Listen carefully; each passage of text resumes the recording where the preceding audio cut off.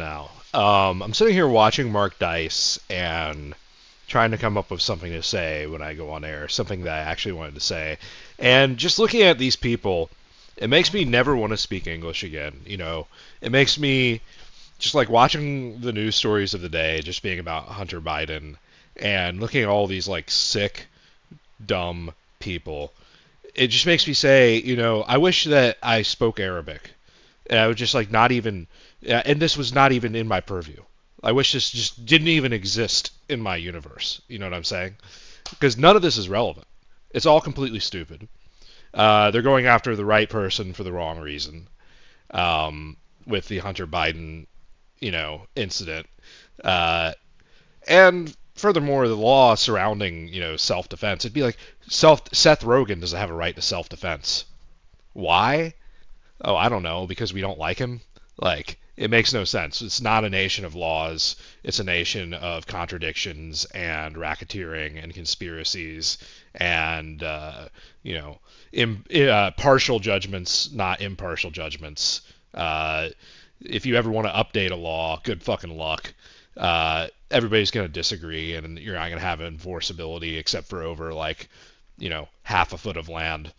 Because you'll get to another jurisdiction and they'll say, no, we do it different here, you know, and then they hire a different armed guard to shoot you in the face if you disagree, you know. So we're not really a nation of like cooperative laws. This sort of system that's been set up to keep power separate and like prevent tyranny has prevented the tyranny of like individual, you know, groupings as I see it. You know, one overzealous DA can just, if you drive through their jurisdiction, whatever they come up with is whatever they come up with. You know, you're guilty of breathing while existing under my purview. You know, like so I'm not happy about winning a score on a political opponent, which I guess you could maybe consider. Me and Hunter Biden don't necessarily align or disalign. It's kind of just a strange skewed axis where he's probably engaged in a lot of corruption and the laptop stuff was legit. But then again, saying that the president's son shouldn't have a gun is at all times going to be kind of ridiculous as a statement. You know what I mean? It's like if somebody could come behind a corner at any moment, just be like, "Oh, sweet, the president's son, great target. Why not?" You know, like hate to say, it kind of comes with the territory. And if you think that SSRIs or alcohol aren't responsible for far more violent actions than something like, well, I mean, he was on like coke and crack. He was on like heavy stuff. In all fairness, he was touching probably every single drug conceivable. But at the same time, it's like, was he probably a danger to the community? Not for that reason. I mean, like, it probably didn't help. I mean, I can imagine that he's like pistol whipping Sasha and Malia in the back of the Ritz-Carlton or whatever, but you know, uh, yeah, Mark Dice. I'm just staring at Fox News right now on the other screen. Office Speaker of the House Kevin suggests this guy right here in particular with his whole mannerisms. Wow, the list of falsities from Joe Biden here. Let's rewatch that. That was a pretty choice clip. New York Magazine are suggesting that Joe Biden drop Kamala Harris and pick a different running mate. And the Cloud News Network can no longer gaslight their audience and ignore old Joe's obvious failures. This president has a pattern at this point of either inventing or embellishing stories about his own past, his biography. He did it 3 times in one speech last month alone. He claimed he had witnessed a bridge collapse in Pittsburgh when he actually showed up about 6 hours later. He claimed that his grandfather had died just days before he was born himself at the same hospital. In fact, his grandpa died more than a year before in a different state, not the same hospital.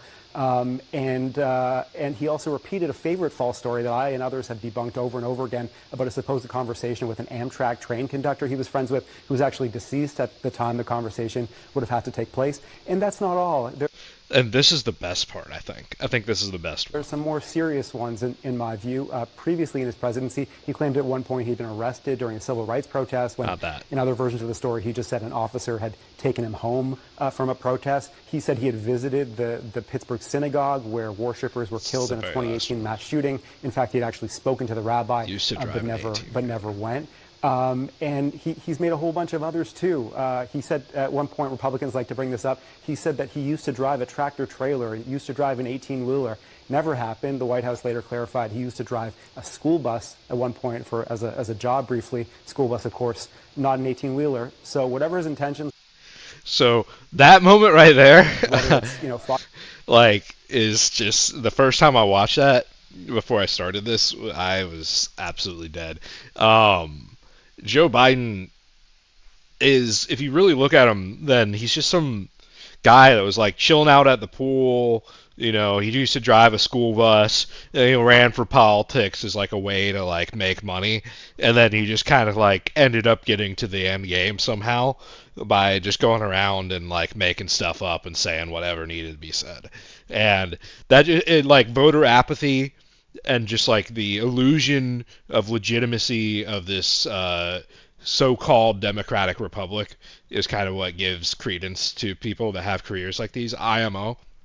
Maybe if you know Joe Biden, he's actually like super smart. You just don't know, or he's just like has like for whatever reason he is like the optimal candidate because he became aware of the certain truths about national security and met certain people at certain points in his life, and then he just had he just happened to make sense in the moment, and you had to be there to understand why it all connected. But now this is just like a zombie candidate. He ran on the legacy of Obama, basically, which is just look at the black man in the White House.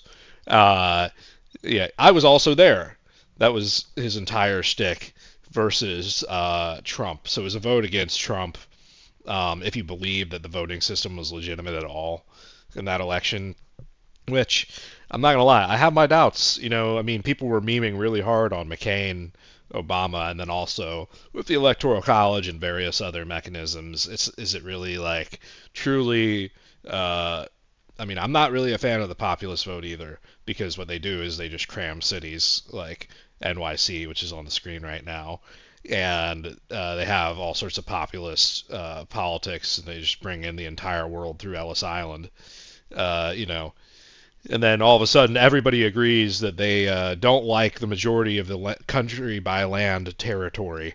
They prefer that everybody by land territory work for New York City's interests and nothing else. Wow. Wouldn't that just be fantastic? It's a story as old as time, the so-called melting pot, phenomenon is, just what it is. People that like to sit around in cities all day don't tend to do that much manual labor in most circumstances. And if they do, it's like weird, it's like mechanic. It's installing metal beams and stuff like that, you're doing all sorts of, you're not doing like agriculture work. You're not doing transportation and shipping. So, there's a certain truth to just everybody's kind of leeching off of a certain type of people that actually pull their weight, So paying the farmers well is, I think, a good idea, but also there's the contention of, mass mass agriculture. But you don't really have to work for these people, at the end of the day, if you get even the slightest amount of money, if you're in that field and you're really good enough, it's kind of, I don't know, man. I'd like to imagine that people are allowed to, own their own farms still, but with some of the stuff I've seen about Monsanto and Tyson and like the, arbitration of farmers' rights and stuff like that and all the regulations, you just as soon say, I'd rather go farm somewhere else in the world, you know what I mean, rather than the United States, because they have like armed they're gonna send some dumb that they hired for whatever salary to come inspect your crops at the point of a gun, you know what I mean? It's like, oh, I'm the sheriff. I'm out here just to make sure you ain't growing no cocaine. And it's like, obviously not, dumbass. You can go ahead and leave my property.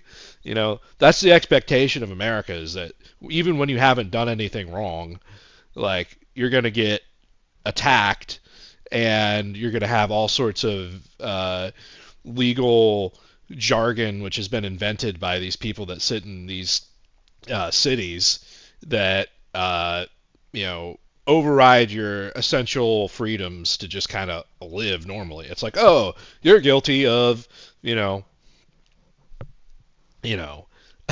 utilizing Earth resources. Did you know that you're actually not allowed to harvest seeds? Wow, really? No, they were cross-pollinated from bees owned by Bill Gates.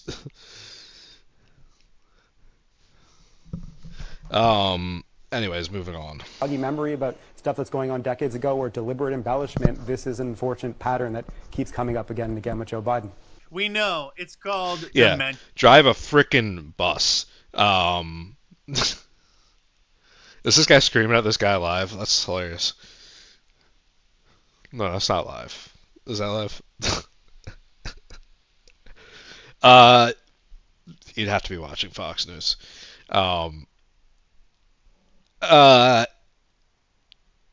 Yeah, Joe Biden, like, embellishing, though. I mean, that is truly the hallmark of his career. And if you really want to understand anything about him, I say look at the racial jungle comment and look at the crime bill. Okay? So, I don't know where the balance ends out on things like that. Like, I'm really anti-crime. I think that if you rob a gas station, you should be put to death, or you should be forced into slavery for the rest of your life.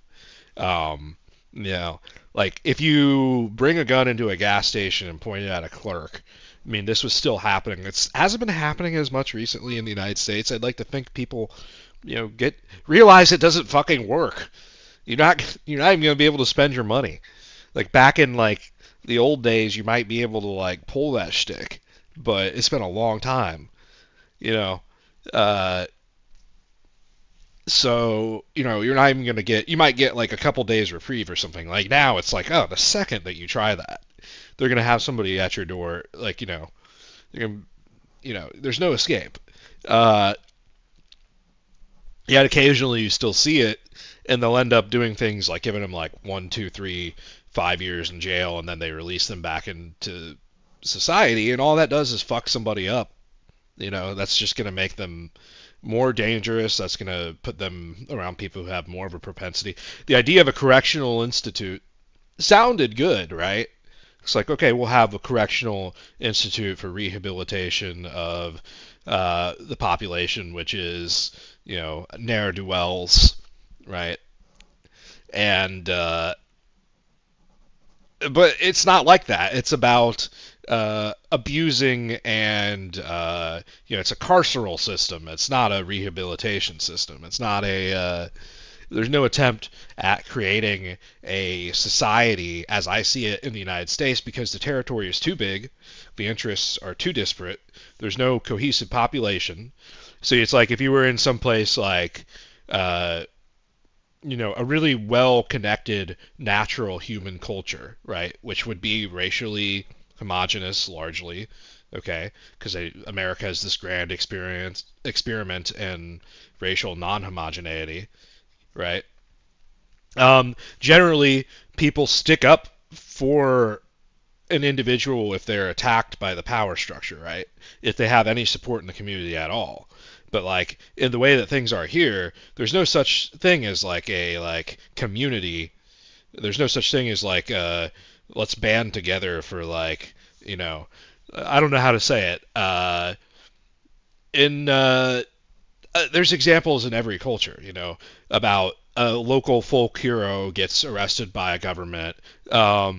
You could say, unfortunately, I don't like either of these two people, but they're the first ones that come to mind. How about Napoleon? Napoleon's much better than Nelson Mandela or Hitler.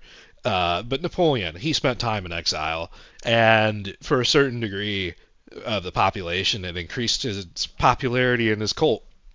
You know, it's kind of like with Trump now. It's like this is his exile phase, but it's not quite right. It's the Byronic hero. What am I even talking about anymore? There's people yelling at people in the streets. uh, yeah, it's kind of interesting how that can help somebody out. But when somebody gets attacked, often people will support them. So right now, Owen Schroyer would be a great example with what happened to him. If you're not familiar with Owen Schroyer, he is. And doesn't everybody hate Jacksepticeye too for the same reason of you ruining YouTube? Like, who is Jacksepticeye to attack Mr. Beast in a certain light? Because, like, you know, I don't really watch his stuff either. I don't know. I don't watch either of them. I'm aware of them. I've seen them around because it's impossible not to. Alex Jones, I definitely know was screaming like, "Don't go into the Capitol" on a megaphone. He was saying it's like a setup. Alex Jones, 100%, unequivocally is innocent. Owen Schroyer, I suspect, is also too, because the reason why they went after Owen Schroyer, or how they got him, was not that he like went into the Capitol building or that he like did this. He was standing like outside. I mean, I think he like went onto the grass outside of the building, maybe onto the steps, and he had like a microphone. So in a way, I mean, he also gave like a speech or two, but like a lot of people were giving speeches, right? It was not, in a certain sense, maybe he was guilty in that they like got people to come out to the event, like, but that's stretching. That's like not even like a legitimate interpretation of that. That was them saying like, hey, we have a political channel and we're gonna go protest. We don't. They didn't know that this was gonna be this huge like insurrection, quote unquote. Right. This wasn't like a planned attack. If it were a planned attack, they would have rolled in and started attacking people. Right. It was a group of morons who, one guy like got super angry and then broke a window and then people just kind of like started walking in or whatever. I don't know. I didn't watch the entire thing, but I think that it's possible that Trump thought that if he, in a certain light, it's legitimately their right though. If they believe that there was election fraud and they want to discover whether or not there was, right? And they want to protest, you have to like hold the, you have to hold them to the fire, to use a more tame analogy than hold the knife to their throat, but like if somebody were to legitimately rig the election and you were trying to discover the nature of that, if you just say like, okay, well, they said don't protest, so we're not going to protest, I mean, they didn't actually go in and like attack the people. They were out there demanding accountability. That's what they were actually doing, right? And then some of them were more blasé about it and like reached the Capitol building, quote unquote, which it didn't really seem. They walked civilly through the hallway. There are a few people who did stupid stuff that they shouldn't have done. I think one person, like going into the room itself, like if you went into like the chambers, that would be like totally off limits, right? That would be blurring the line at a minimum, right? Maybe you could say like, oh, you shouldn't open that door. I mean, how big of a crime is that? A week or two with maybe like the understanding that like anybody that does this again, and then you make a new rule. It's like, okay, from here forth, like anybody that fucking, just like now, but in a lot of these people, I don't even really feel so much for, like, a lot of these people have really lost the plot whenever it comes to American politics. Like I said at the start, I wish that I just spoke a foreign language and didn't even understand a word of English, because none of this is worth paying attention to. But when you live in the territory and these are the people and the problems that you encounter, especially whenever you're not settled, you don't have like a mortgage or a house paid off or anything. You're like just kind of adrift. Where are you going to settle in the continental United States at a moment like this? Uh, they have this like churn and burn, plug and chug sort of mentality in the corporate world, like you're doing, you're just grinding through physics problems or something like that. You just you move the human into the building, they get the job at the restaurant or whatever it is. And they get a job at the factory, they get a job shipping, and then they end up like screaming in the street like a decade later. They're like alcoholics with certain proclivities. Like, yeah, I saw the Avengers. It was pretty great. uh, I don't know, man. Everything seems kind of like there's a natural beauty to America, but it's overcast by everything being this gloomy interstate with a bunch of angry like cities. Uh, I've recently driven through like many cities and looked at the whole thing over. I just don't really. A lot of people, I think, look at skyscrapers and tall city buildings, like a downtown district sort of thing, and they see like the hustle and bustle of the city, and they get all excited about all the people and going to walk around. And I just see like everything's a little bit dirty. There's a lot of like carcinogens. Like people are kind of angry and crazy. It's like there's some really wealthy people and some really enviable lifestyles amongst them, but uh, they're they're fewer and far between than one would initially be led to believe, you know.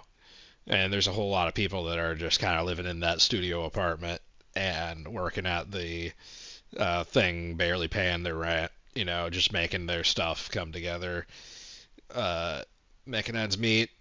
But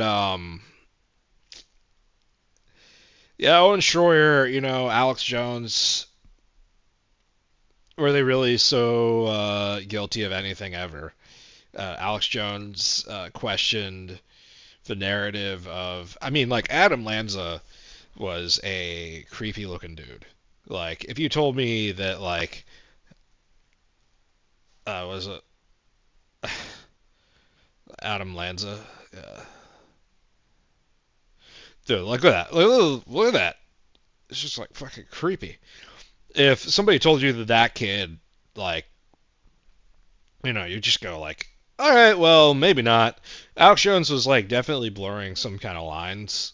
I don't really know the truth of like the court case and all that stuff, but I think it's kind of ridiculous when he says that they're fining him more than he's ever earned in his life. I believe it.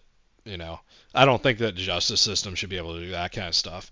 I think Alex Jones deserved to get told like, hey man, shut the fuck up, and maybe like pay a little bit of restitution, but like it has to be commensurate with the actual bank balance of the individual. Otherwise, we're having what about guarantees against cruel and unusual punishment? Is garnishing somebody's wages 100,000 times what they have, is that cruel and unusual? You know what I mean? Be based off of their speech, I mean, ridiculous. I mean, there's all sorts of. If I were president, I would pardon him in an instant. I would say, like, okay, you, like, whatever judge orchestrated this, like, you are done. Get the fuck out of here. All right. All the families, okay. How much money did you get? Okay, like, you're guilty of like extortion. The rest of y'all, you can actually get more money because this guy took more of it than he probably should have. There's probably like 2 or 3 families amongst them that are like fiending for a payday, and then the rest of them are just like, yeah, he was kind of a douchebag, right? But then the 2 or 3 with their aggressive lawyers are just out there for money, and they got all sorts of ways to invent the money. Once the state says he has to pay it, they just kind of like make it out of thin air. I just think they're using him as a loot pinata. It's got nothing to do with the families. Unfortunately, it should be about the families, right? And Alex Jones was stupid, and his old method. There was definitely a shift in Alex Jones's archetype from being this sort of like comedic troll personality that was mostly about making jokes to being this sort of like serious sort of like preachery type sort of flowery metaphorical. You listen to him to hear a kind of retarded take. It's worth listening to. He does get several things accurate. He's right about a lot of stuff. But then he also does occasionally say things like clockwork gnomes. He starts talking about he'll use anything for like a conversational piece, right? So there you have it. At times he's just completely, whatever. But they're just kind of a force of nature. Owen Schroyer is a lot more tame. I really like that other one too that used to be on with them. Something Knight, David Knight, is that what it would be?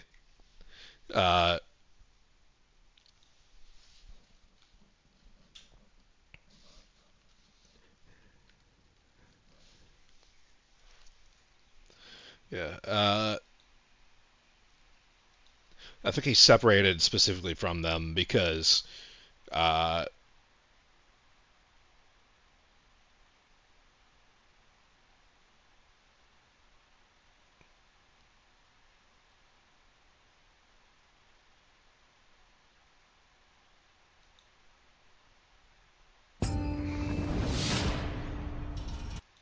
US dollar. Today, Brazil, in our hemisphere, largest country in the Western Hemisphere, South. Yeah, Marco Rubio's Floridian. I don't really it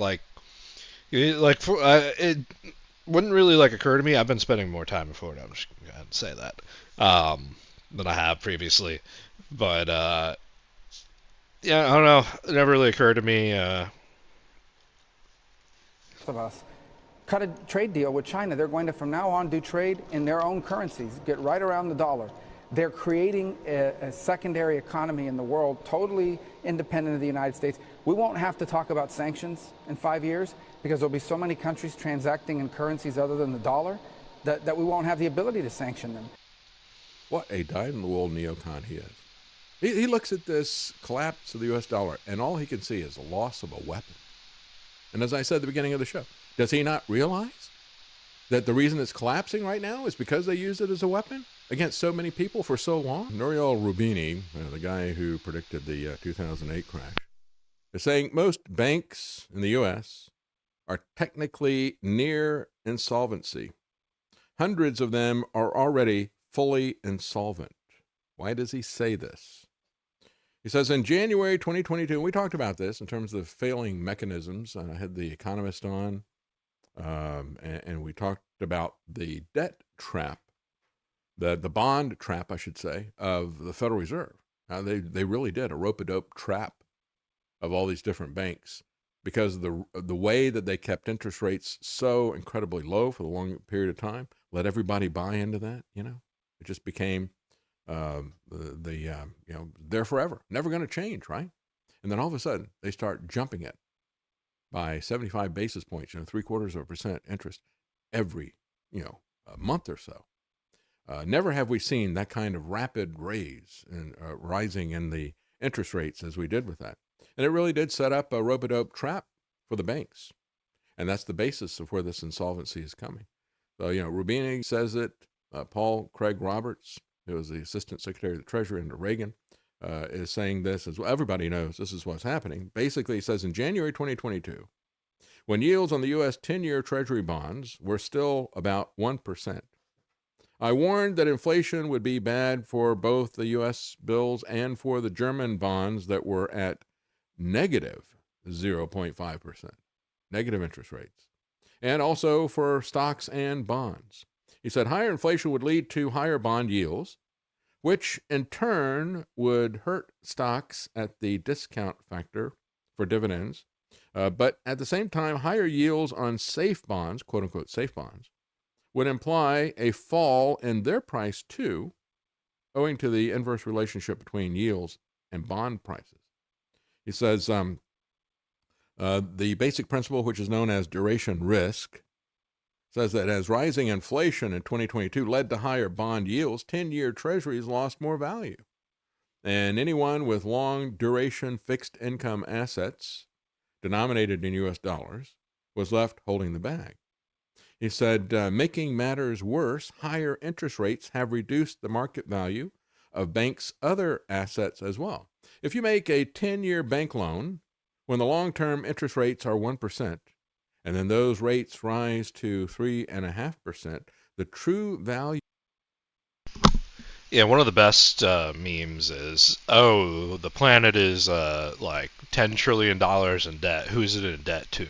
You know, it's like, what does anything mean? You know what I mean?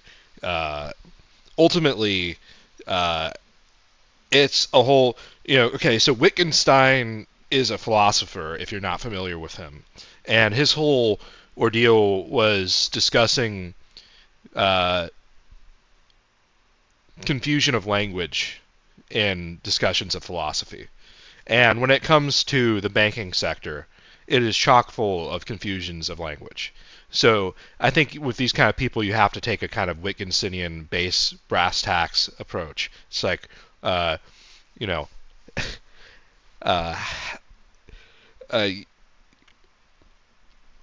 you know, who are you paying when these banks are near insolvency? Who are they near insolvency to? I mean, they've given out loans to people which are bad, this, that, the other. They have to go to market internationally, and then with the IMF and whatever else in the World Bank, they have to arbitrate their holdings values relative to other locations on the planet. Like, that's literally like with the currency basket system. You know what I mean? This is some more advanced stuff. If you may not be familiar with all of this, you can research it. I'd even research more of it. I could be Googling this all right now and learn more about it. But I mean, how does it all? Ultimately, it seems to me to be obfuscation of the essential reality of the situation. It's all decreed by fiat. It goes through the system. Every other point in history where we've had a reset on this kind of stuff, historically, if we've ever had them at all, I'm not even so convinced. I mean, if you told me that there's just the 30,000-year-old demon ledger, of course. I mean, come on. All flesh must be weighed. It's like all blood, all flesh, all items of the earth will be scored and recorded. How did you not hear this?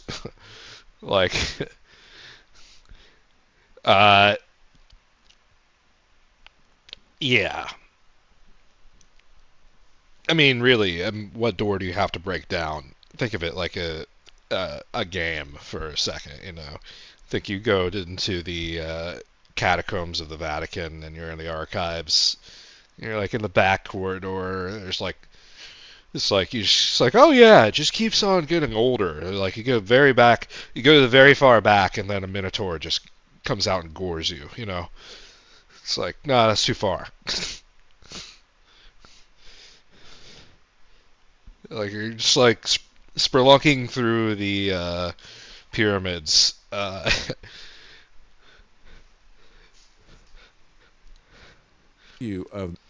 There's a machine room, and the machine elves, the clockwork gnomes, they were real the entire time. That loan, what somebody else would pay you for, will fall. Accounting for this implies that U.S. banks' unrealized losses actually amount to $1.75 trillion with a T dollars. He said, or about 80% of their capital. This is why, Moody's downgraded the entire banking industry. Why a lot of people are saying this. There's a federal rope-a-dope for these banks. They could not adjust to the situation as quickly as the Federal Reserve was raising interest rates. You think the Federal Reserve didn't know that? They were just, I guess they were lied to by the same people that lied to Trump, right? They knew perfectly well what they were doing. They knew they were going to trap these banks with these bonds that they couldn't offload as quickly as they're raising the interest rates and making the bonds go absolutely worthless. And now, as he points out, you got losses that are nearly, $1.75 trillion. Nearly. Yeah, see, and it's like gotcha Ponzi games, right? That's how I look at it. It's just like there's these people, we have to kill it. You know what I mean? It's like the demon is abusing other people for a currency instead of just creating it and like using that power wisely, right? It's not a solution just to create a currency. You have to create it and then guide it wisely. At a certain point, I mean, cryptocurrencies have not been, I don't see Bitcoin as a legitimate at this point. The issuance, I mean, you'd have to really get to know whatever entity released it, right? And that's just akin to a religious discussion at this point, right? So, I don't know that would be it, but there is a certain point to be made that like ultimately this is a whole lot of fiat. In a certain sense, it's like a War of the Roses situation with cryptocurrency these days. So there's too many vying powers, or there was. Imagine how like nobody knows the entire story of it, right? But yeah, how do you get past these people selling bad bonds? They know that it's a scam when they're selling it. It would appear to be good. It's like, okay, well, times are rough. One thing you can count on is the U.S. government and the banks. Whatever they say, they will pay back good, right? You will, if you buy a bond, you will make, and then they raise, so you're not going to get anything, actually.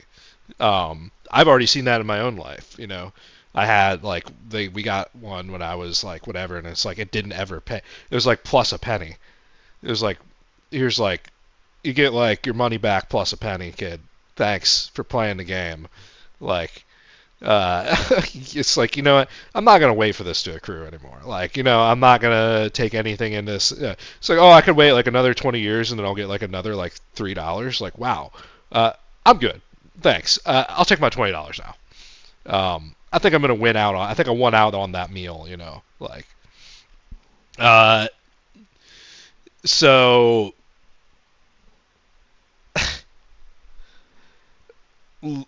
losing dollar reserve status. They have done a lot of vile things to enforce dollar reserve status, unfortunately. But like, also to a certain degree, it's just kind of how it is. Like, America doesn't really apologize for itself. They say like the record's good.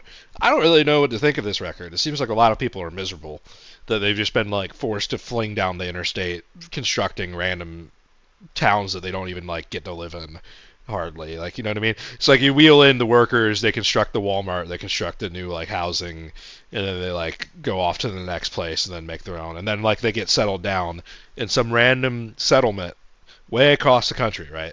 And it's completely different. You know what I mean? It's nothing like what they were just building. Right? Same, but different. Right? Like,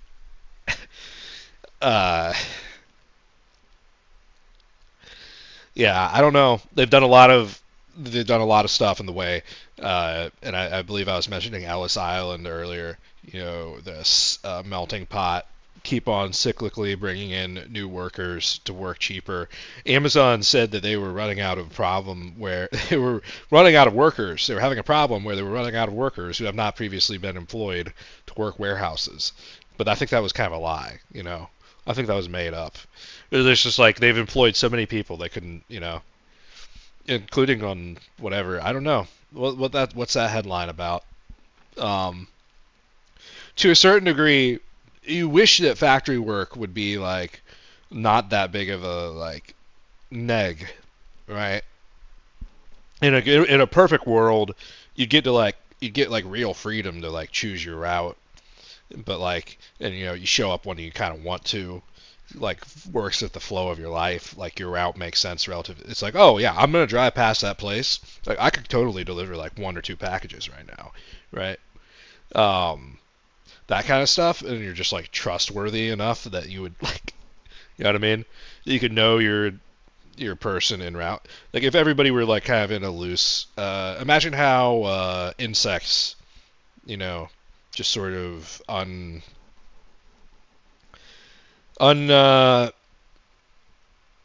without any sort of qualms, they just transfer whatever the material is. You know, they're just chemically like designed to do that. You know, it's horrible. Like we make people into these sort of like stereotypes. You could talk about Mercury. Mercury's a god, which is you know, demigod, which is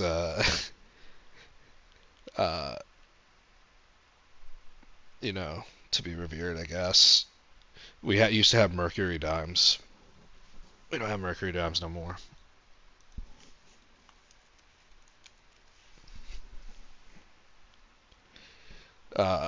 Why Mercury? He's the messenger. I guess it would be Greek, Greco-Roman messenger god.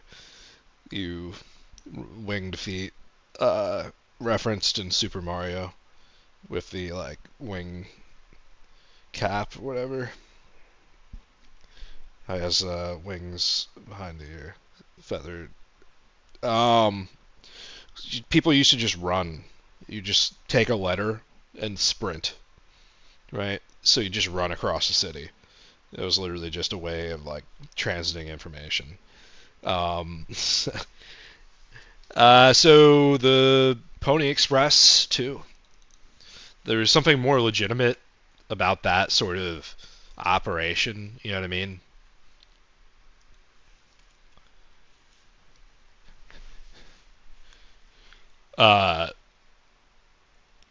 Because it had to be like physically fit to operate a horse. You don't have to be physically fit to operate a car.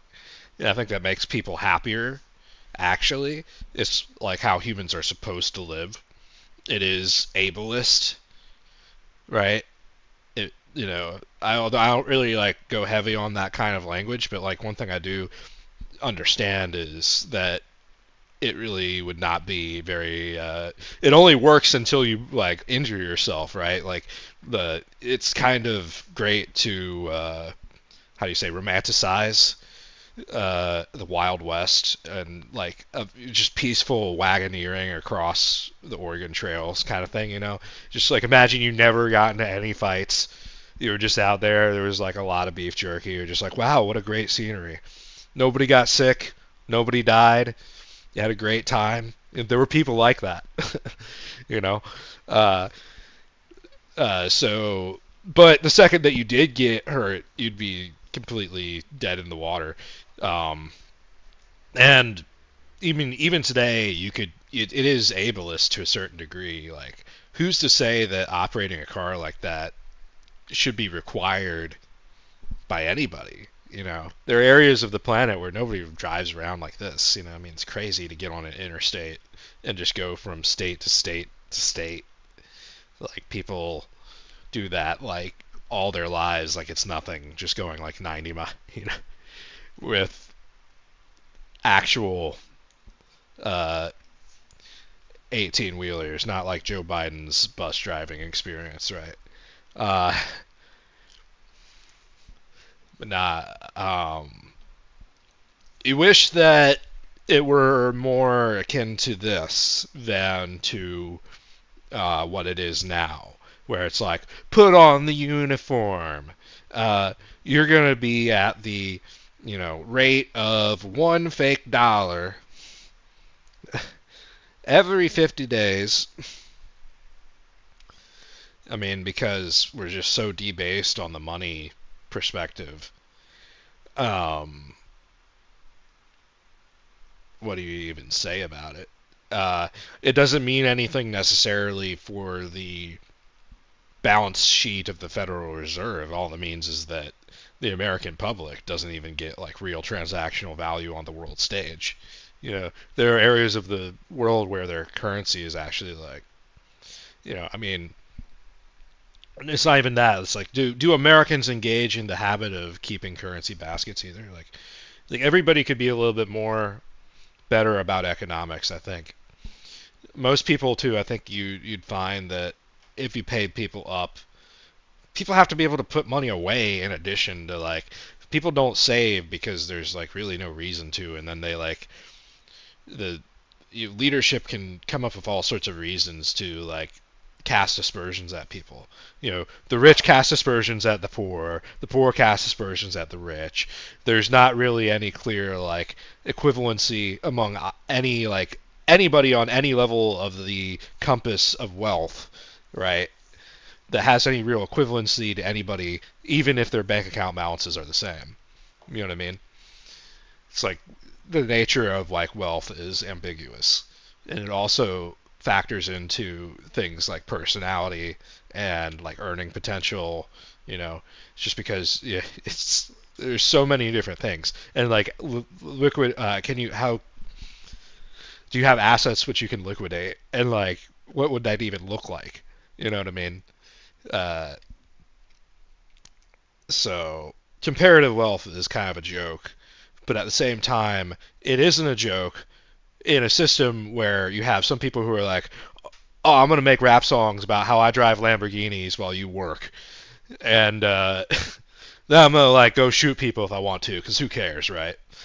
And then that'll be like #1 Billboard hit 30 years running, while they have this correctional system in place for all of the workers that are trying to alleviate stress by like imitating what they see in popular media, which is illegal. How dare you?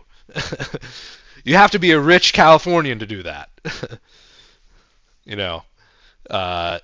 So really, like, and Caliph, like, like it's like a Californian caliphate, like legitimately, like in a certain sense there was.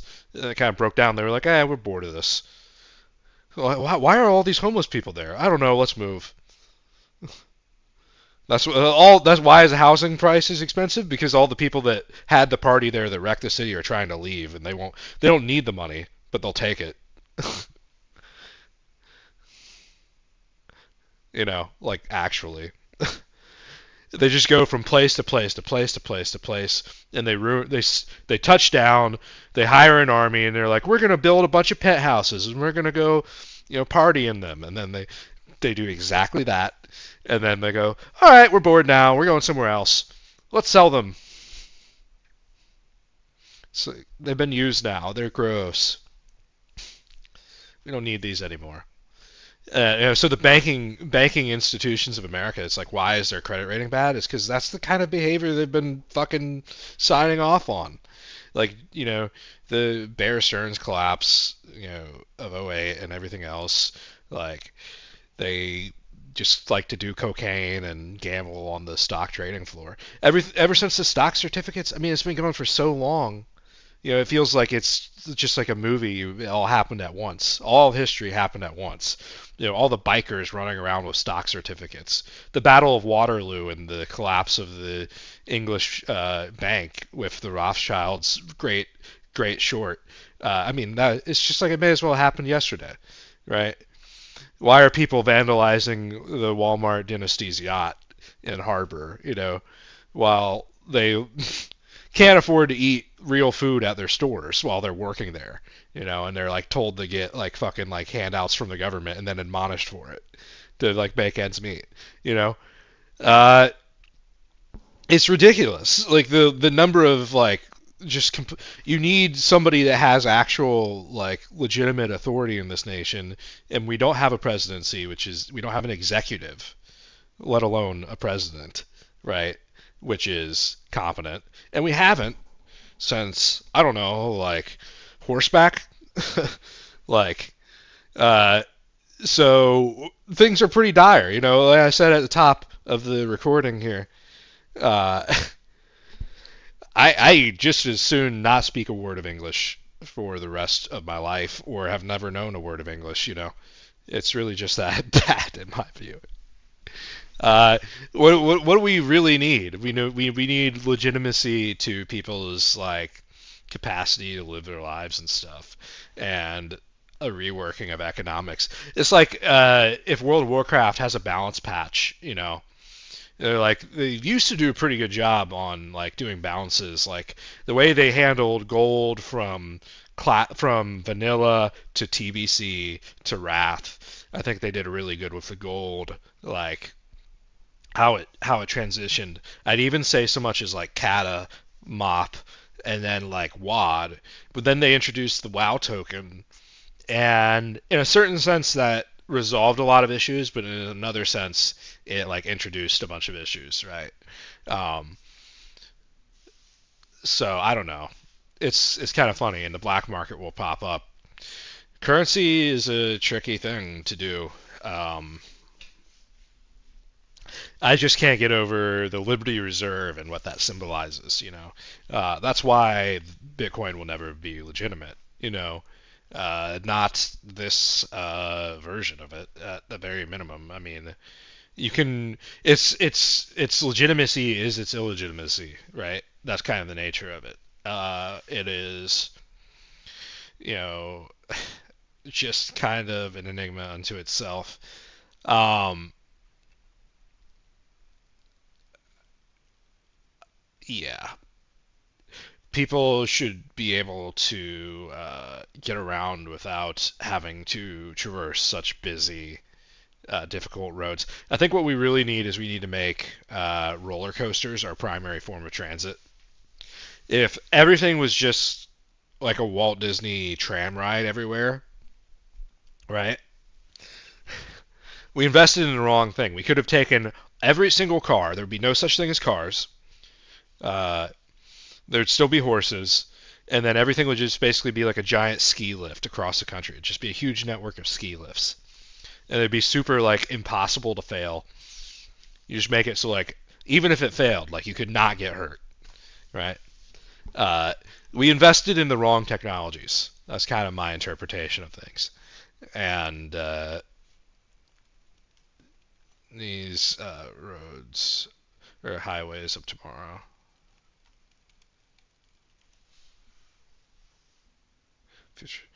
This is Magic Highway. Speed, safety, and comfort will be the keynotes of tomorrow's highways. About that. A multicolored highway system may enable the motorist to reach his destination by following the correct color strip. The increased speed of tomorrow's automobile will demand that highway signs be larger and more simple to read, so that the motorist can anticipate his moves well in advance. Better visibility will be featured in new highway designs. As day dims into night, Gonna be a lot more cars, bro. electric eyes automatically illuminate the way ahead. Radiant heat will keep the highway surfaces dry through rain, ice, and snow.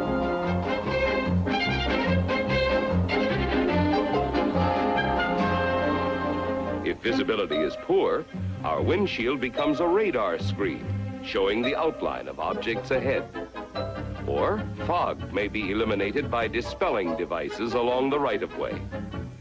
Dashboard panels featuring built-in safety controls and electronic operating devices are predictions for tomorrow. A teletype panel shows up-to-the-minute traffic bulletins. The recommended safe driving speed is automatically indicated. Our rear-view mirror is actually a television picture.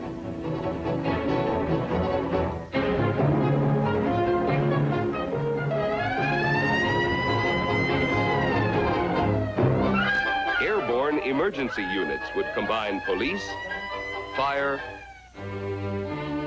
I love how they just assume that everybody will leave ample stopping distance.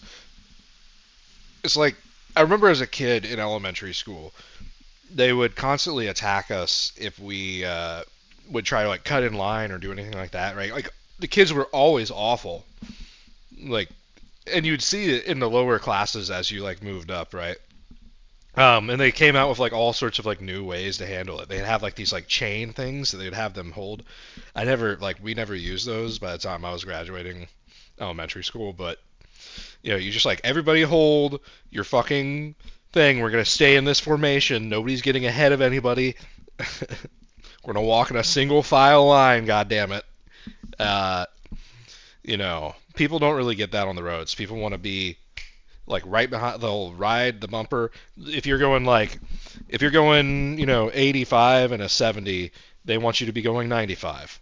And if you don't stop, if you don't like accelerate to wherever, however fast you go, is not fast enough. These are the kind of ways that people like to drive. I remember there was a boomer that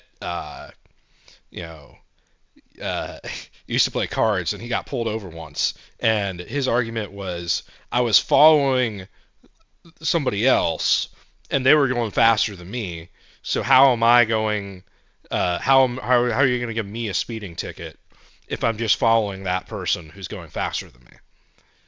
And like the officer just got frustrated and let him go. Honestly, is like what happened there.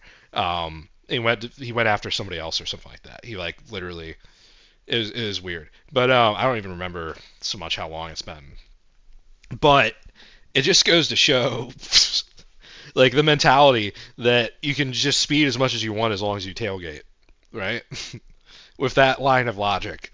It's like, well, the person in front of me he was going. It's like, well, if you didn't, you were going to cause a collision, like literally. People will do that kind of stuff all the time. I've heard from some people say that they don't like parts of Florida because of there being like 4 and 8 lane highways. A lot of it is just kind of ridiculous. You have to wonder what they were thinking when they approved it. There was that one collapse. That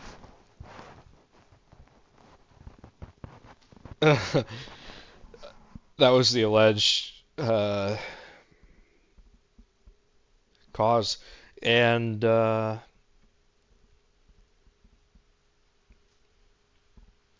they had a supposed like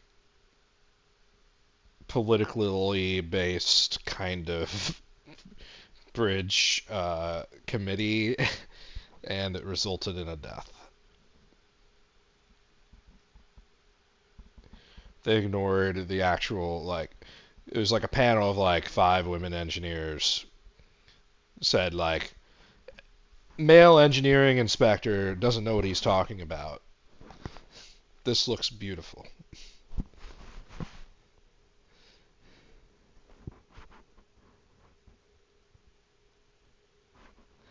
And that's tragic. That shouldn't happen. Like, but that's what's going on all the time. Like, you don't even feel. I was in a parking garage and I saw cracks and stuff, and I was just like, people were like revving up out of there. It's just a matter of time. I mean, that's how it works. It's a temporary structure. If like, isn't it? You have to reinforce it eventually. It's like 100 years, 200 years, 300 years, 400 years. I mean, I'm not gonna put a number on it because I have no freaking clue what I'm talking about. But like, just a point to be made. Like, even when done properly, like some of these things, like the skyscrapers are like forever, but a lot of this stuff, it's like you understand, like this has like fault lines that can occur, like, and even if like it may be like limited failure, there's ways of like engineering around that. I don't know what it is, but it does make you kind of feel suspect, and it makes you feel caged in when you're in a city like this. So I'm not surprised that people get angry and stuff. Like, what Joe Rogan's theory on life. Let's hope we get the actual one on life and people. This is one of his earliest.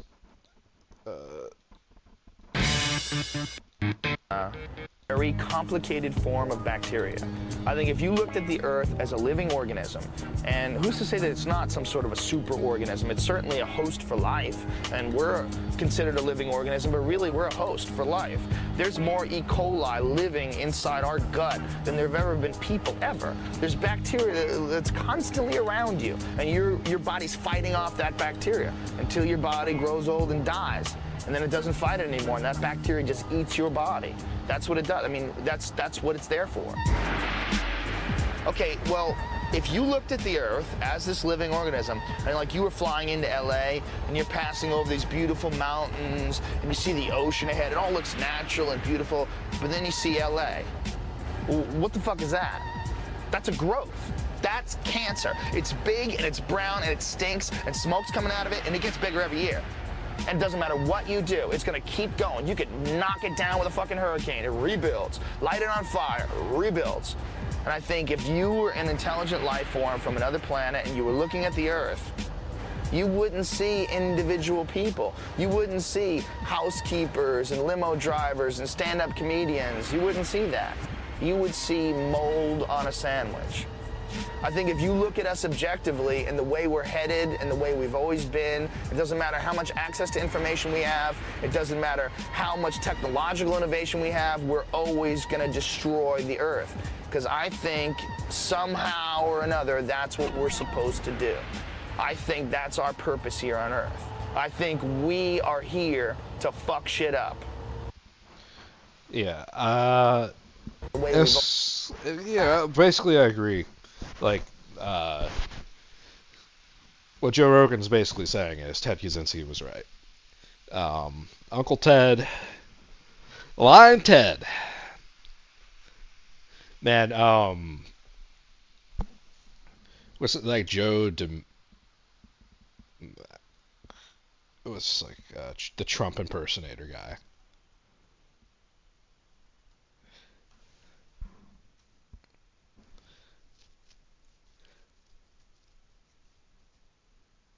My subscriptions here.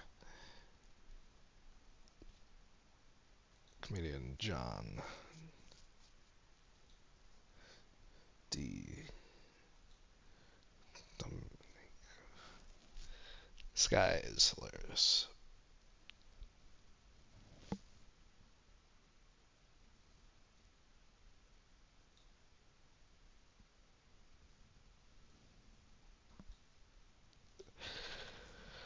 Okay, so it's about an hour, 2 minutes. About 80% of their 42 capital seconds. because of the unprecedented rapidity with which they'd raised rates, and the banks just didn't have time to adjust to it. He says, in fact, judging by the quality of their capital, most U.S. banks are clinically near insolvency. Hundreds more are actually fully. Yeah, separations of powers. My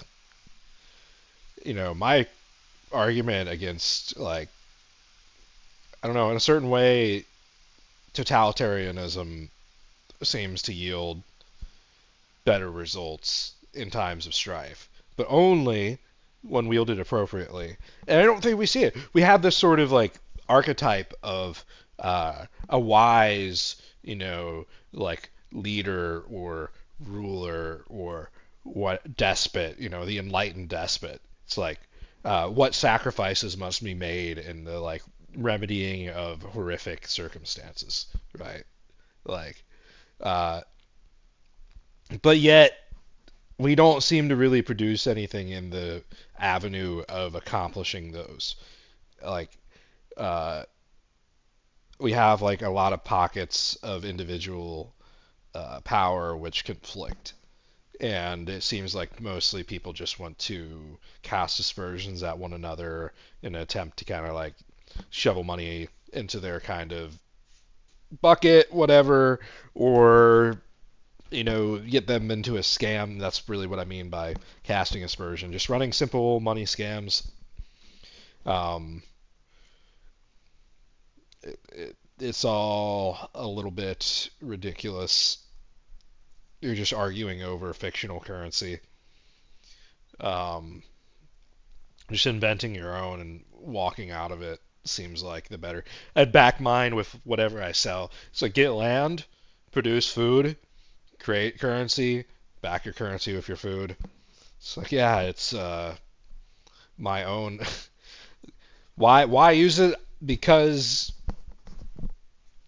I don't like the other ones. It's like, yeah, no, I'll take your, we're cash only. I put it into a furnace, and then I hand you this other currency, and then you hand me that, and then I hand you the food. It's like, wait, that doesn't give you a, yeah, I know. And solvent. Because, we have this fiat system where the Federal Reserve can come in and raise interest rates by fiat. And they can print money by fiat. I guess we should call it the fiat reserve. Because they dictate everything, just arbitrary. It is what it is right now. So hundreds are fully insolvent, he said. Many more are technically insolvent. He said, to be sure, there's a counterbalance to this, because if you have rising inflation, it reduces the value of the bank's liabilities, their deposits, by increasing their deposit franchise. Since banks still pay near 0% on most of their deposits, even though overnight rates have risen to 4% or more. In other words, they pay you 0% when you put it in. So they can have that money there. They said this asset valuation will then rise as interest rates are getting higher. Indeed, some estimates suggest that rising interest rates have increased U.S. banks' total deposit franchise value by about $1.75 trillion, the same amount there, right? It kind of balances out. So it's been a thing to help to counterbalance the negative effects of their exposure to bonds is the deposits in the banks. But now, he said that asset exists only if people leave their money in the banks, but they're pulling it out. Why? Because they can put it in bonds that will actually pay something now. The banks are paying people nothing. They could put it in treasury bills and get actually paid something. So they're pulling it out. He said, when you look at what we know from Silicon Valley Bank, the exposure and the experience of other regional banks, that the stickiness of people leaving their money in the bank is far from being assured. If the depositors flee, the deposit franchise evaporates, and the unrealized losses become realized as banks sell them to meet the withdrawal demand. So if you're going to pull your money out, why don't you going to actually be forced to, the paper value of these bonds has just gone to nothing because they've raised interest rates so far so fast. We could just sit there and we'd have a paper loss, but we're actually going to have to realize those losses now in order to get cash to give you, to take your money out of the bank. And he says bankruptcy then becomes unavoidable. And so, the reality is we look at all this stuff and, nobody cares about any of this. They only care about what's happening to Donald Trump. Paul Craig Roberts says, why is a dollar-based international system breaking up? And he summarizes it in a much less technical way. He says the Federal Reserve's higher interest rates after 12 years of zero interest rates are devaluing the asset side of banks' balance sheets. This frightens depositors. They withdraw their deposits. And of course, not just frightened, but they can see better yields elsewhere. Depositors are also withdrawing because they can get higher interest rates.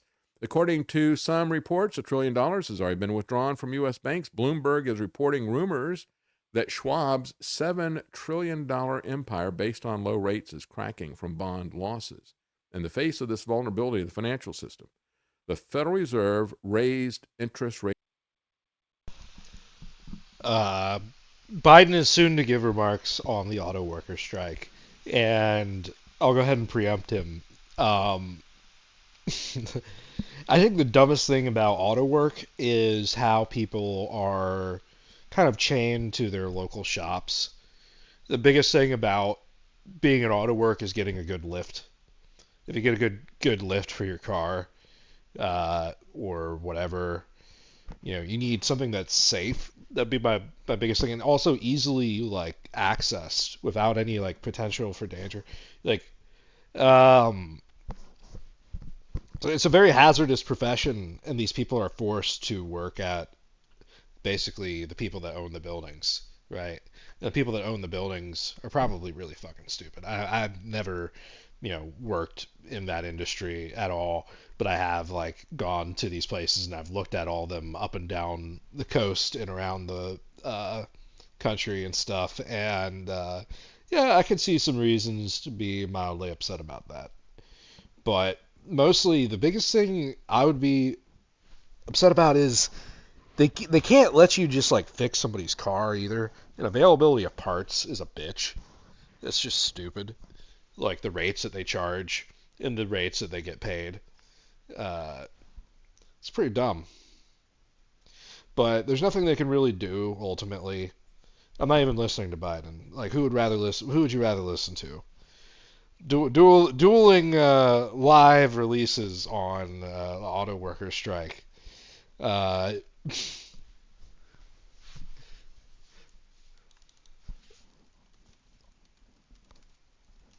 bring it up.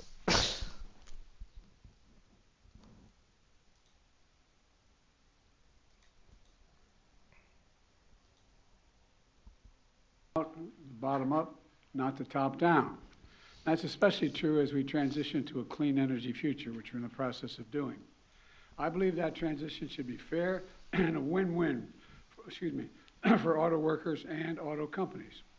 But I also believe... Yeah. Let's just read the teleprompter.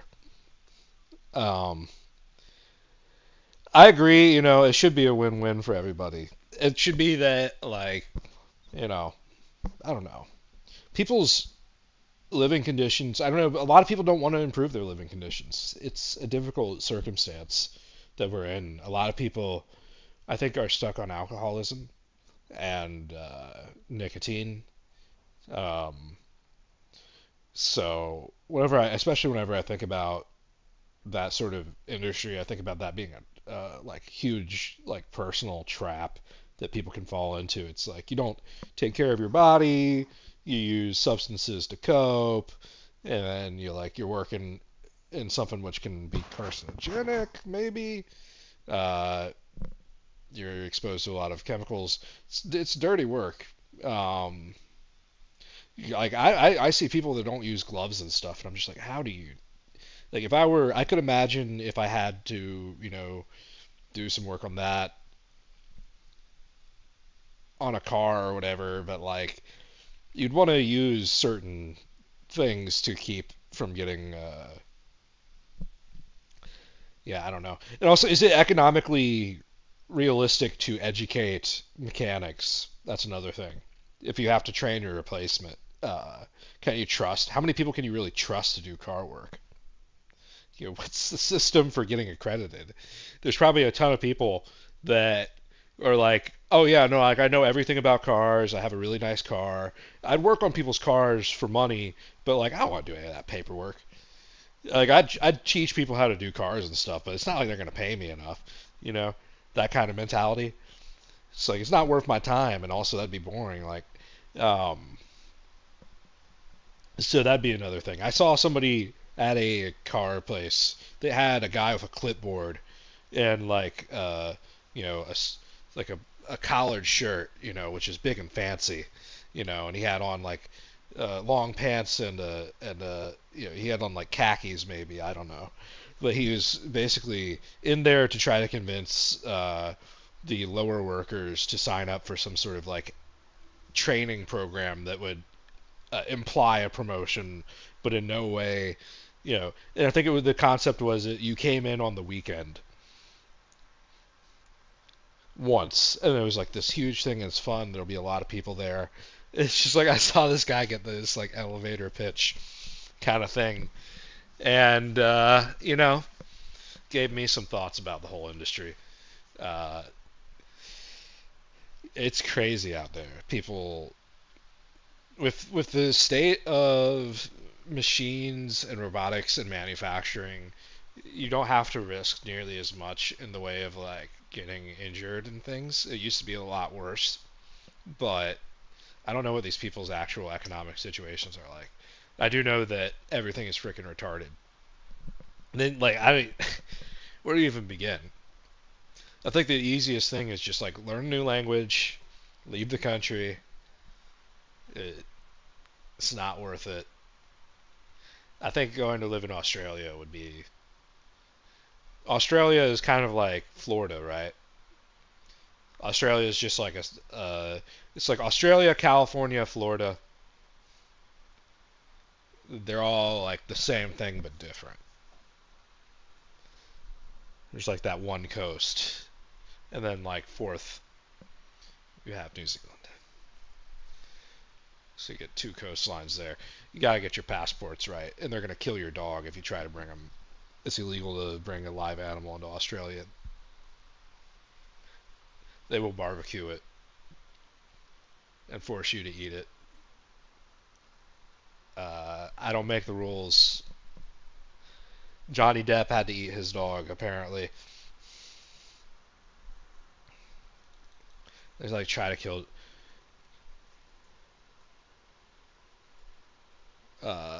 dog.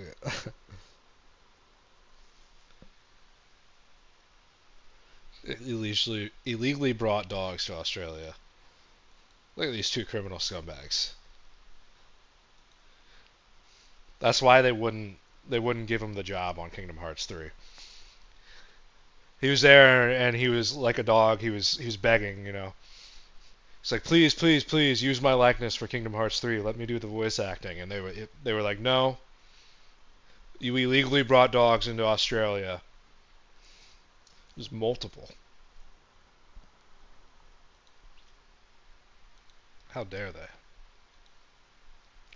Okay, I've talked enough. I think that one comedian died. Is he not live on Fridays or 7 days ago?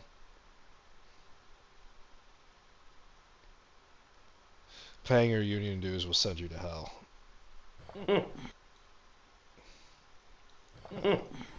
This is the Republican rebuttal on the union. Beautiful, beautiful. Let me see if it's on over here. Tremendous. How's the framing? Perfect. You look great. Okay. We got the pillars. We got the pillars in the shot. Yep. Do we have the oh, there we go. Look at that. Of course, there's a commercial. Hello, TikTok. I'm going to be starting momentarily. Good to see you. How many people are in the TikTok room? How many people do we have? 57. 57,000 people. Can you believe this? That's absolutely amazing. I'm going to skip that. There we go. Let me see. How do I look? This looks good. I like the pillars. Am I looking good on both sides? We're on? Oh, okay. Let me get into place. Thank you. Who keeps moving this? Ugh. Jeez. Christmas. I have my little thing. Did you get my Diet Coke? Did you get no Diet Coke? All right. You see, I push this, and I get a Diet Coke. But today no Diet Coke. I have to fix the lighting. I have to make sure the flags are well lit. I love the flags. Come here, sweetie. That's one for this one, and I gotta be fair. Did you know flags are female? Did you know that? There we go. I don't want to get any orange on there. That looks fantastic. Hello, everybody. Wow, another press conference. Last week it was, what was it, Women's Day? It was National Women's Day. Today we've got a really incredible crack team of reporters. We've got people from all over the world. We've got people from Italy. We've got people from Scotland. We've got all my people that are here, but we're going to have an absolutely tremendous press conference, and it's going to be great, so we can get started with questions. I do want to mention, though, this terrible date for my upcoming case in D.C. They want to do it March 4th. Do you believe this? March of next year. It's like 6 months away. It's unbelievable. March 4th. I can't do that. I'm very, very busy. I'm running to be president. And March is a very important month. There's March Madness. I don't want to be in a courtroom. I want to run my brackets because I do a fantastic job. Always in Gonzaga. They say it doesn't exist, but I feel it's a great school, and they do very, very well every year. It's also St. Patrick's Day. I love the Irish people when they're not drunk and fighting. They're great people, hardworking people. And we also have my great course in Ireland, Doonbeg, Trump Internationals in Doonbeg. They don't call it golf. They call it golf. They don't call it a course. They call it links. They call it links. I don't know why. I like it better, to tell you the truth. But we got a lot of people. I can see people in the chat room, people on the Facebook, people on the Tickety Talk over here, and people on the YouTube. And we love you on YouTube, folks. We love you on YouTube. Make sure you make a big, big donation. And as you're watching here on YouTube, I just want to say we can win this subscriber race. We just need 11,780 subscribers. One more than I already have. One more than I already have, because we have 102,000 subscribers. But they're fighting us, folks. YouTube, they hate me. They absolutely hate me. But if you're watching and you're not a subscriber on YouTube, hit the subscribe button, hit the notification bell, bing bong, bong, bing, bing, bing, bong. That's what you want to do. You want to be always informed for my press conferences, which are usually on a Friday, but today it's on a Thursday, because I got to go to New York. Luckily, it's not for a court case. It's for a friend. But next week, no press conference, but we are going to be back. What's the date we'll be back? Gosh, what day are we back? What's the day? I want to let people know that we're going to be back with another press conference on Friday 22nd. Is it the 22nd? Yes. Friday the 22nd, we'll be back with another press conference. But we have this press conference right now. And do we have any questions to get started? Over here, we've got the Italian guy. Hold on. I've been talking so much. I just need a little water. Good morning, Mr. President. Thanks so much for taking these questions. Thank you so much. You're very handsome. He's very, not as handsome as me, folks, but we'll show all the reporters at the end. John from Michigan would like to know, do you plan on taking the stand during any of these trials? Absolutely. That's a great question, John from Michigan. And by the way, as John from Michigan probably knows, I won Michigan Man of the Year. It was a big deal. Michigan Man of the Year. But I just want to say to John from Michigan, great state, by the way, that I will take the stand. I will get on the stand, and I will tell the truth, the whole truth, and nothing but the truth. And I will make Wacko Jack Smith, cry his tears. His tears will be so. And by the way, Jack Smith, really? That's his name? That's his name? I don't think that's his real name. I think we know who that guy really is. All right, next one. Do we have somebody from the Tickety Talk over there, Mr. Scotland? No? Okay, over here. The press corps over here, the young lady in the front. Mr. President, you have a few reports in chat that you should move your mic. It's getting a little bit of rubbing on your it is getting a little. Oh, I can see that. You're right. How about that? Is that better? I'm a little loud. Beautiful. And you got a donation from Mr. Danny Boy. Danny Boy, thank you so much. How much was it? $1,000? $4.99. Danny Boy. Wow. Thank you, Danny Boy. I appreciate that. Every $4.99 counts. That's another Diet Coke for me here at Trump Mar-a-Lago. Over here, we have the British guy with his hand up. Mr. President, pleasure to be speaking with you. I have a question. It's a pleasure to be speaking with you, Mr. Scotland. I have 2 golf courses in Scotland. Yes, Did you know that? Beautiful. I have a question that's coming from Zach Pack. He said, do you think Rudy Giuliani should pay his own legal fees? Well, of course, I think he should pay his own legal fees. He got himself into this mess. I mean, it's unbelievable. It's like, I'm Ricky Ricardo and he's Lucy and he's always screwing things up. Thanks for the It's so sad. chat. But I'm going to help Rudy out because he's a good guy. He's on Cameo. I am too, but he's not doing so well on Cameo. And in fact, we have merchandise. Did I mention we have merchandise? If you're on the Tickety Talk, go up to my link in my bio. You can click through. We have all new products now. We have all the same thing on YouTube. Just go below the screen, and on Facebook. I don't know how we're doing it on Facebook. We'll figure that out. Over here, this guy. Yes, Mr. President. Mr. Danny Boy would like to know, would you challenge Chris Christie in a Big Mac eating contest? I would not challenge Chris Christie in a Big Mac eating contest. Chris Christie's A1C is WTF. This guy's spleen is made out of pepperoni. I don't know how he puts this much food away. I took a photo with Chris Christie 2 years ago. It's still printing. I mean, the guy is overweight. You know what I mean? I'm in great shape. He's in his shape too. It's got a Weeble. That's Chris Christie. That guy's got more chins than a Chinese phone book. It's sad. And his numbers, he's in negative numbers. A lot of people don't know that. I'm at 75%. He's at 60, but that's his body mass fat thing, whatever that is. So I do not want to go up against contest. Though I do love McDonald's, and I do love the Big Macs. Right over here, this guy. Yes, Mr. President, a question here. Number one, you just got $2.49 from the Netherlands. Oh, wow. You know, I love the Netherlands. Every week, someone from the Netherlands gives me money, and I appreciate it. I love the windmills. I love the fact that you all live in a shoe, that you wear wooden shoes. I think and the tulips. I know the tulips are very popular, but you've legalized all drugs. I don't know about that. Go right ahead. The question, sir, is do you have a vice president pick yet? Yes, I do. Me. Why would I pick another person? Mike Dent's, the guy you can't even, he's too honest.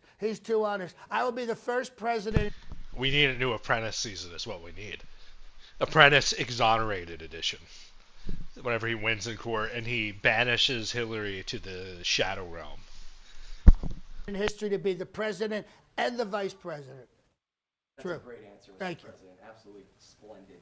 Have you thought about putting your mugshot, sir, on ladies' underwear? Oh, wow, that's great. What do they call that, a honey trap? Yes, let's put my photo on the front, right here. The ladies will love it. And, you know, the ladies love it. You know, a lot of people say I'm a misogynist. I'm not a misogynist. I don't even like giving massages. It's not true. I love women. And I married 3 of them. And I've had affairs with hundreds of them. So they love me and I love them. And I don't care what Stormy Daniels says, okay? It's a decent size. I mean, obviously, if I'm going up against Mandingo, there's no comparison. That's not really fair, especially after 8 guys. You know what I mean? Over here from the Scottish guy. Mr. President, we have more of a comment from... I like comments. I don't have to answer comments. I can just nod my head. Platform by Mania. And, by Mania. They say, I love Trump. If he wins again, I will celebrate big. So the big question my readers want to know is, if you win, how will you celebrate, sir? I will celebrate by incarcerating every single person who has said something nasty about me. Did you ever see The Purge, the movie The Purge? This will be called The Arrest. We're just going to do a full week of arresting people. Everybody, Hillary, Sleepy Joe, Kamala Harris, whatever her name is. Everyone's going to be arrested, and maybe they'll make bail. Maybe they won't. We don't know, but that's how I'm going to celebrate. Just a reign of terror. American Carnage, Part 2. Right over here, this young man. Yes, sir. Some of the ladies. Some of the ladies. Where your wife has been. Oh, that's a great question. This is a wonderful. People have been asking over and over again, where's Melania? Well, let me tell you something about Melania. First off, she's very, very smart, very intelligent woman. She started social distancing 4 years before COVID. I would put my hand out and just slap it away, and I'm like, ow! And then when little Fauci, you know, he told me about social distancing, and I'm like, you know what? Melania's been doing that for quite a while. And then if you're wondering specifically where Melania is, she loves to play hide and seek. We're in the middle of a 3-week marathon of hide and seek, and the problem is she somehow got her ankle bracelet off. So we're going to find her, though. We're going to find her very, very soon. We have another question over here. Yes, Mr. President. This comes in from Truthstone. Truthstone, I like that. I might be buying that name. What do you think about people who think the Earth is flat? Well, let me tell you something. You know, some of those are my supporters, but listen. If you've ever flown to Israel, where they love me, they absolutely love me. I love the Jewish people, by the way. Great people, fantastic people, hardworking people, so good with money. But if you ever fly internationally, which many of the press corps have, you can actually see the curvature. That's what they call it, the curvature of the Earth. You can see the curvature of the Earth. You can also... You know, Stormy said there was a little bit of curvature with me, but let's not get into that. But you can see the curvature of the Earth. So I don't believe in the flat Earth people. By the way, does anything look flat in the sky? You know what I mean? We're not flat. It's not flat, folks. I'm sorry. Go ahead. Over here. Mr. Trump, we have a question here from Eric. Eric, this isn't my son, is it? It's not your son. Okay, good, because I try to avoid him like the plague. We have a supporter asking, what is the secret to your drastic weight loss? Oh, the secret to my drastic weight loss is Ozempic. This stuff is amazing. I don't want to eat, and I crap all the time, because I've always talked about the massive dumps with the voting, but now I talk about the massive dumps with Ozempic. Ozempic. I'm losing weight left and right. I mean, this isn't even my usual suit. Can you believe this? It's a lot. It's a lot. This is a new one. This is a new one because I've lost so much weight. Thank you, Ozempic. Thank you, Ozempic. And I'm not giving any to Ron DeSantis. I'm sorry. He's like a gorilla, that guy over here. James from Wisconsin. James from Wisconsin, another great state. I love cheese. I love cheese on my burgers. How many lawyers do you currently have in your payroll? Well, I have to tell you, there's a lot going on. Prior to becoming president, I was involved in 3,500 lawsuits. That's on the civil side. Currently, we've got about 150 attorneys with all these fake indictments, fake arraignments, fake arrests. Excuse me. The security dogs are here. The security dogs. These are vicious animals. We have to have them because Antifa keeps coming onto the property here at Mar-a-Lago. It's really, really sad. Security dogs. Security dogs. A brilliant question here. A brilliant question. Must be from me. Patrick Harding wants to know, when will you annex Canada? When will I annex it? Let me tell you something about Canada. I love Canada, and I'm like an expert. I've been there like 3 times. It is like another country up there. It is absolutely amazing. And the Canadian people, what exactly is a Canadian? It's an unarmed American with crappy health care, and they're wonderful people. And they always say, I'm sorry. These are the kind of people that I like in America. People who say they're sorry. We'll have Canada under wraps very, very soon. And if we don't, we are going to build a wall around Canada and make Iceland pay for it. Thank you. Thank you so much. You guys are amazing.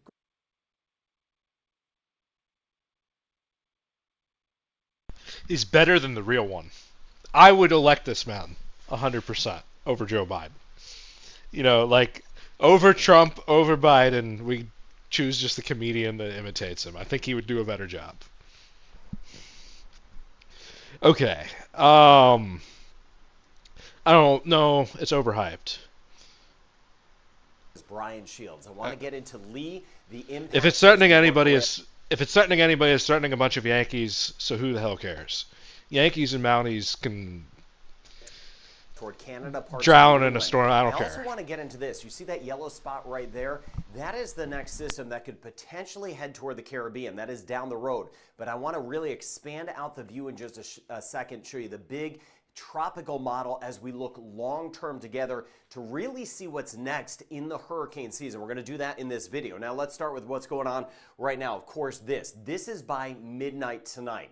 This is Lee. At this point, losing tropical characteristics, but tropical storm impacts are going to be moving in to Nova Scotia, Prince Edward Island. We get toward New Brunswick and extreme eastern Maine, not as much over toward Cape Cod, most of it off to the east.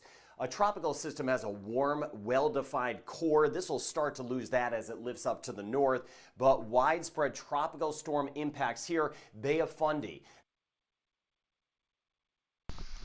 You hear British people call Americans Yanks, and it's just egregious in my mind, Yanks are like the Northeast corridor.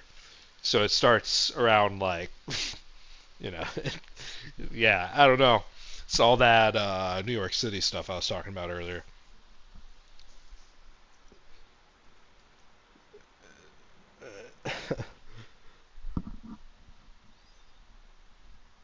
This movie, right?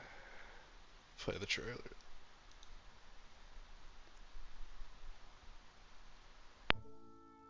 Brendan frickin' Fraser, though, yeah.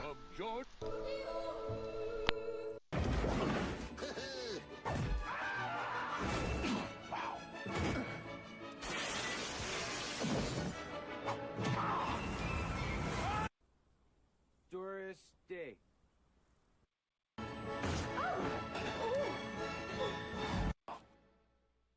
Eloise. Daniel Day-Lewis. Snoop Doggy Dogg.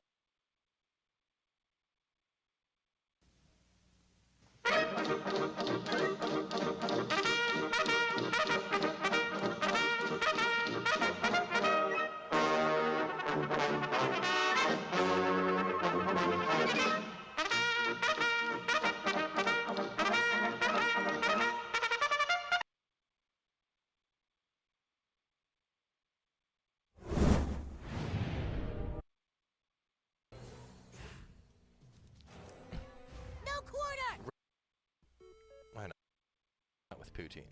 All right, let's see. Is immune to magic and weak to holy. What it is, I bet like 10 Ego of Canada. will help to wrap things up faster, so we'll put the slow back on. Are you kidding me?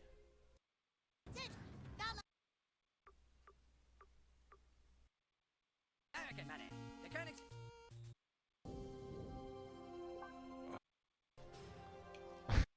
More damage?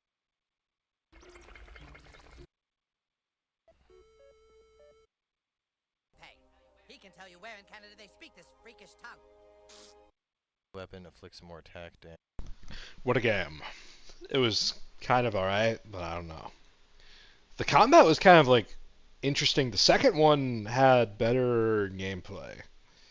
I'd definitely play a sequel. I should get that loaded up at some point. I have like an account issue with that though. I don't know. Razor Fist,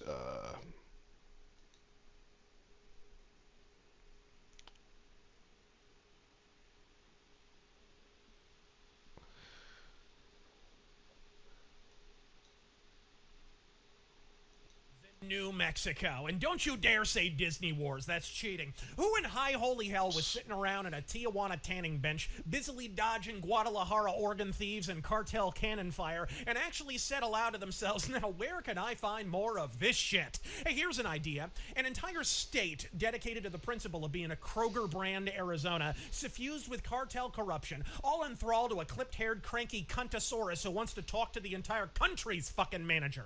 Throw in politics bluer than my tongue after 15 otter pops, and an economy softer than Clay Aiken in a titty bar, and welcome to New Mexico. Same as the old Mexico, but with shittier food. And now, of course, you can throw in the gun policies of post-war Berlin, as Governor Tin Pot and honorary bailiff of the Lollipop Guild, Michelle Grisham, and her pissed PTA mom hairdo, unilaterally and oh so illegally declared a moratorium on gun carry inside city limits in response to an outbreak of bullet wounds. You took an oath to the Constitution. Isn't it unconstitutional to say you cannot exercise your carrying license? all I want to say is like Alex Jones, like 1776, will start again. North like Korea's you know, like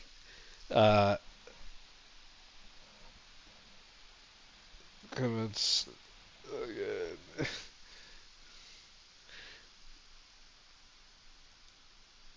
Okay, well, we now have a drum roll. This is number one. This was the as voted for by viewers all day long on Peter Cliff Tier 2. Let's watch this.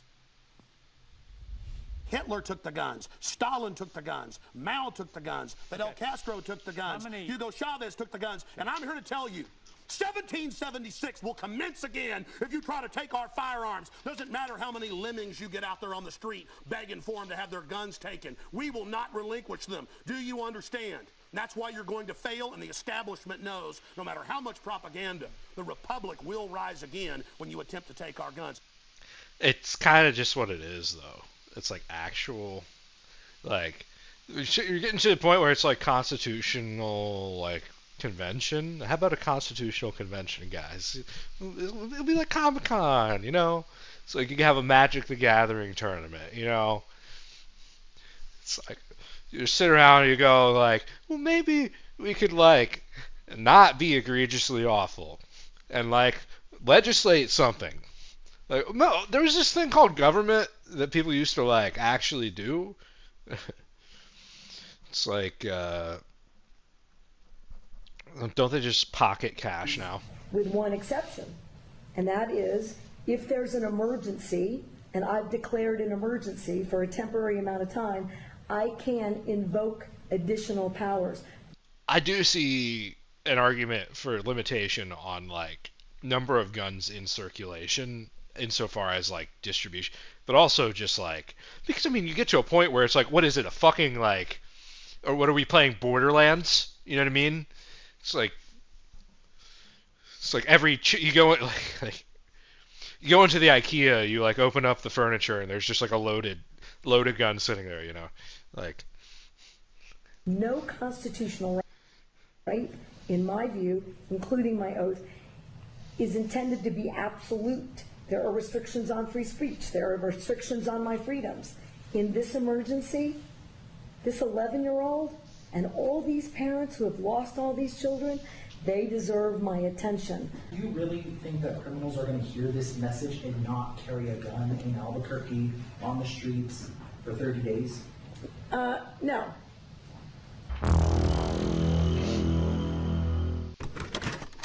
Isn't technology a wonder? In 2023, even our tyrants are smaller and more efficient. I'd call it a Napoleon complex, but frankly, Napoleon could dribble with this bitch. And judging by that double chin, it's more of a Neapolitan complex. But if all I was gonna do is tell short jokes and drop a deuce on this socialist smurf, okay, I probably would still make the video, but believe it or not, that's not my primary purpose for recording it. This isn't a warning to New Mexico or their Bolshevik bridge troll of a governor. The voting public of Albuquerque have ignored more warning signs than Metallica's tour bus driver.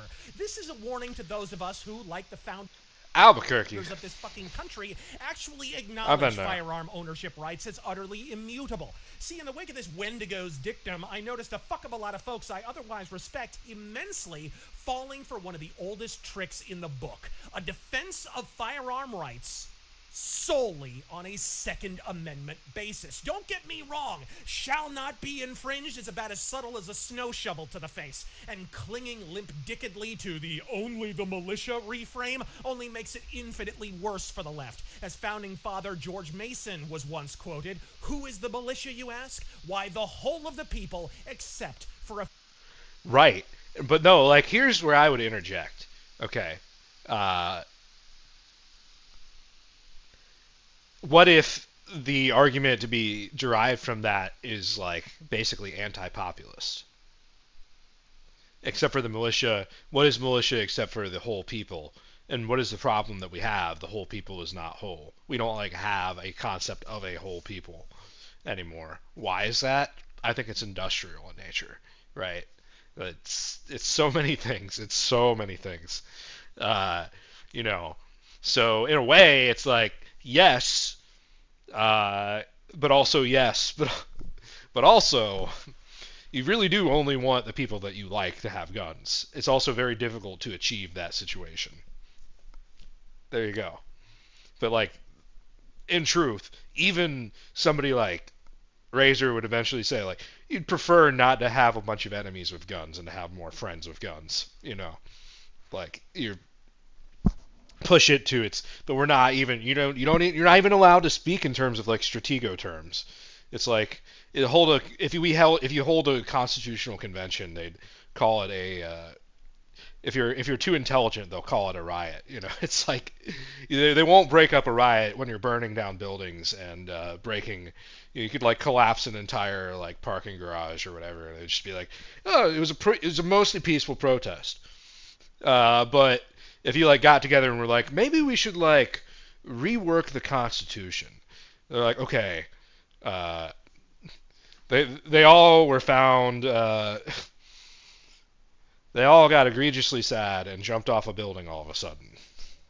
Few government officials. And all that's well and good, except that the Second Amendment isn't where most of your gun rights really come from. And the first clue that they don't should have dawned on all of you when avowed authoritarian gun grabbers Ted Lieu and David fucking Hogg began to browbeat this Leninist lawn gnome on the basis that she'd...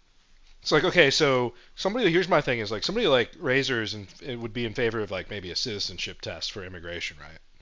So would you like be in the same sort of, like, wheelhouse of, like, giving that sort of test, or like a retard test, you know what I mean? Like, I'm in favor of, like, an idiot test for guns. My basis for a lot of things is just, like, IQ. Not even just, like, well, IQ may be flawed in a certain perspective. It's like a lot of different factors, but I mean, ultimately, that's how we have to treat every individual. It's like, if somebody can't, say, for instance, you know, I met a guy once who didn't have a driver's license. He was a couple years older than me, and he was an alcoholic, and he crashed a car. He just totaled it.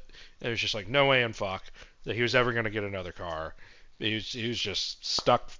He was going to be in that speed the rest of his life because you just could not trust the dude, right? so you kind of meet people end up being met at their capacity in a certain regard ultimately, but we don't really have that up front for like random idiot, like, you know what I mean? I don't know. It's just not the same situation as it used to be.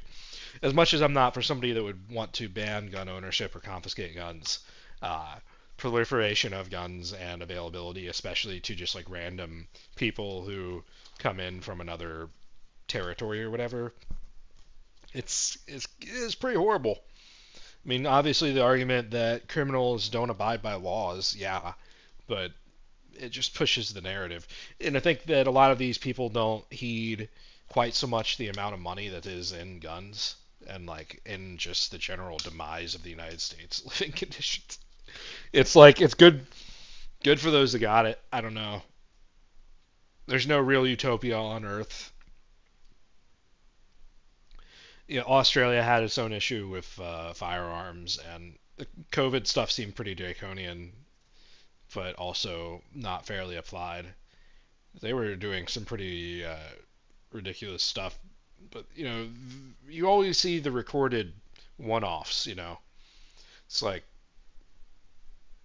I mean, how many people were actually getting harassed that bad? How bad would it really be? I'm a relative homebody anyways, so that stuff is not too much. I'm not, though, at the same time, I'll do as a please, right? Like, somebody being like, some of these people,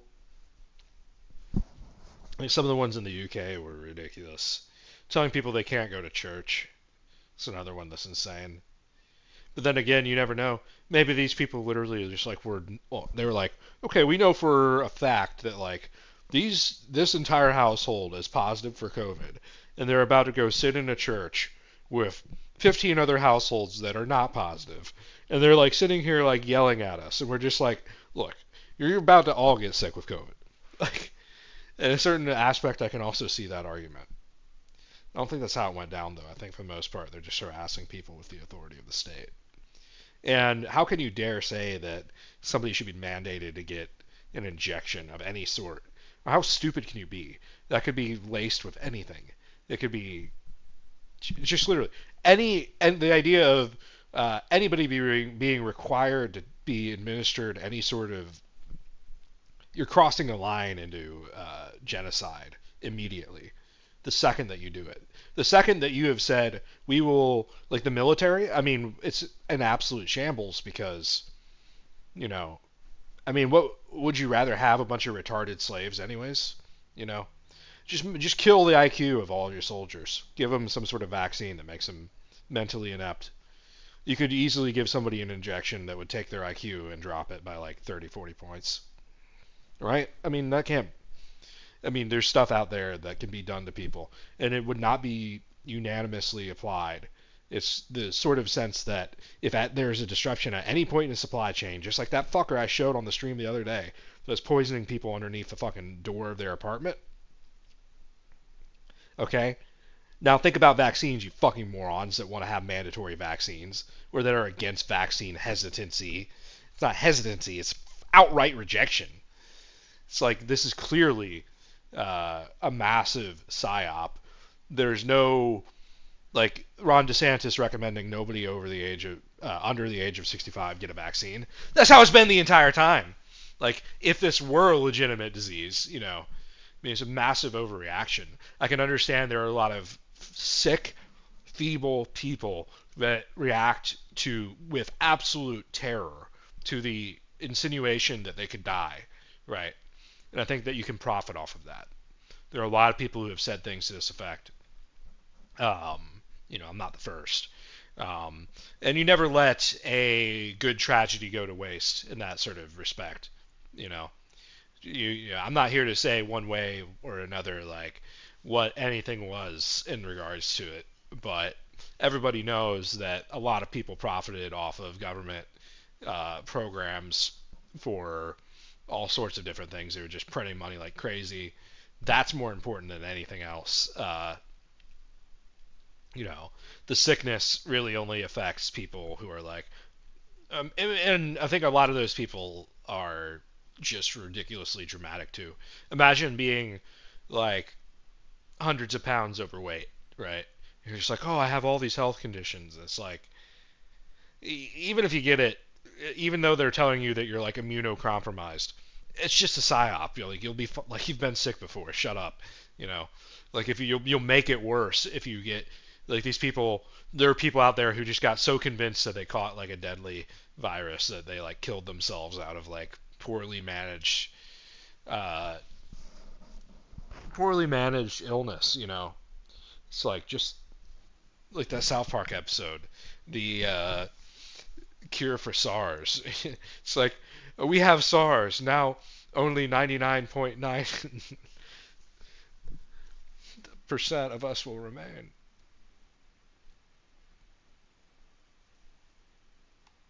Violated not state law, but the federal Second Amendment. You're being set up harder than an ugly best friend on a double date, people. Specifically, you're being set up to accept something far more nefarious than mere disarmament, but a wedge in the doorframe of the remaining frayed fucking rivulets of your personal liberty. A philosophy called incorporation. You love the Second Amendment. Cartel corruption. Okay. I don't know enough about it.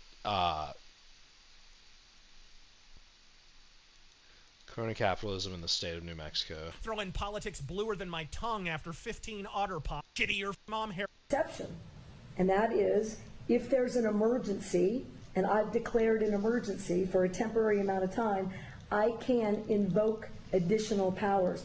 No constitutional right, in my view, including my oath, is intended to be absolute. There are restrictions on free speech. There are restrictions on my freedoms.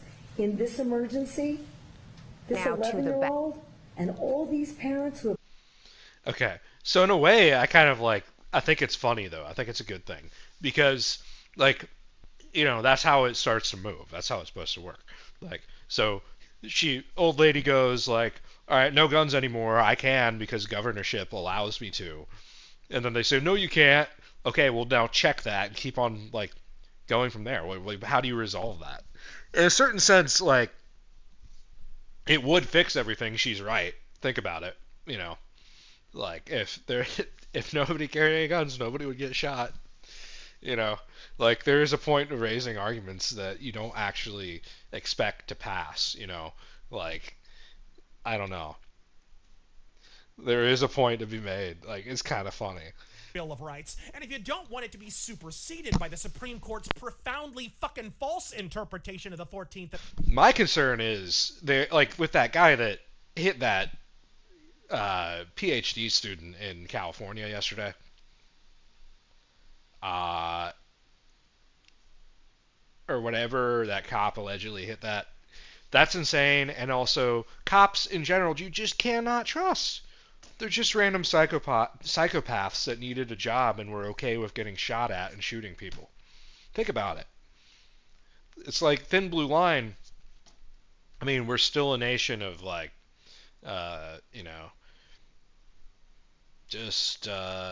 kind of got to look after yourself, It's how it has to be. You can't trust any of these, it's anti-constitutional. It doesn't work. It doesn't logically work. But at the same time, you say something like that. I mean, I don't know, man. I think that using robots is the best way. We're just going to have mech suits, and it'll be like RoboCop. Because, the big thing is, you and what army? Who's going to stop the bad guy? And right now, our strategy seems to be you send in somebody that's wearing blue jeans and, they will wear blue jeans and a baseball cap, and they walk up and they say, hey, stop. And then if they pull out their gun and start shooting at them, then they're legally allowed to shoot back. Once they're bleeding... but at the same time, that's not even, accurate, The cops go... So, then what do? The cops go in, blaring, and then they're just, shooting innocent people all the time, which is, so it's no good. There's nothing about it. You resolve it with robots, killer robots, You go deep underground in a vault. You never see the light of day again. You construct an artificial sun. We don't need any. We don't need the outside world anymore. It's over. It's okay. Amendment. Then after like 1,000 years of machine wars, we'll resurface, and then the planet will fall into the sun, and then we'll go off into the nebula with Xenu. Did I mention I'm a Scientologist? You to actually read it. What chapter and verse, you inquire? Article 2, Section 6 of the New Mexico Constitution states, and I quote, "No law shall abridge the right of the citizen to keep and bear arms for security and defense," unquote. Fuck's sake, the Second Amendment is 60 times more vague than that. It not only says, bitch, don't ban guns, it explicitly enshrines the right to use them in defense of your life, liberty, property, or puppies. Why the world-rending fuck would you exchange that exceptionally written section of the New Mexico Bill of Rights for a fucked up federal incarnation of the self-same law that can be easily and abruptly reverse engineered to assail your fucking firearms rights the moment a Marxist or two slithers their ass onto the Supreme Court? Yet the first chance our imbecilic gun rights organizations got, they filed an injunction against the governor in fucking federal court? How are you halfwits still falling for this shit? The entire reason David Hogg is attacking this action is because allowing firearm rights to rest in the arms of the fucking feds will ultimately make it easier for him to assail your gun rights once the Supreme Court is recaptured by the Comintern, which one day it absolutely will be. Can you Okay, I'm gonna go ahead and be a little bit misogynistic here, and we don't need like politicians who are just like, I'm strong black woman in seat of power. It's such a paper thin identity. It's like, get a new one. You know, you have your personality's awful. You know, it's okay to say that. You know, it's like nobody wants some like person who doesn't know their craft but is just like trying to, you know, make some sort of power statement about like, yes I can. You know what I mean? Like, we don't need to ruin this country with people who are just aggressively stupid in politics. You know, we already have. It's you know, that's what I'm saying. I really would rather abandon my nationality than keep it. Like, I don't know. It's such a annoyance more than anything, right? If it were as easy as just making the passage, which it really is, if you just show up at an embassy and declare. But, you know, I mean, if you're doing it with any sort of sophistication, it's very complex, right? It's not this easy thing. You have to take so many things into consideration. If you're just gonna like maroon yourself wherever the hell you land, like somebody that's passing under a bridge in Eagle Pass, Texas. You know, the thing too is like these people are like awesome in a lot of cases. You know, a lot of them are really cool, but like this is just like chaos. They could be carrying anything, and we already have all sorts of population issues, and they're probably like, who even knows?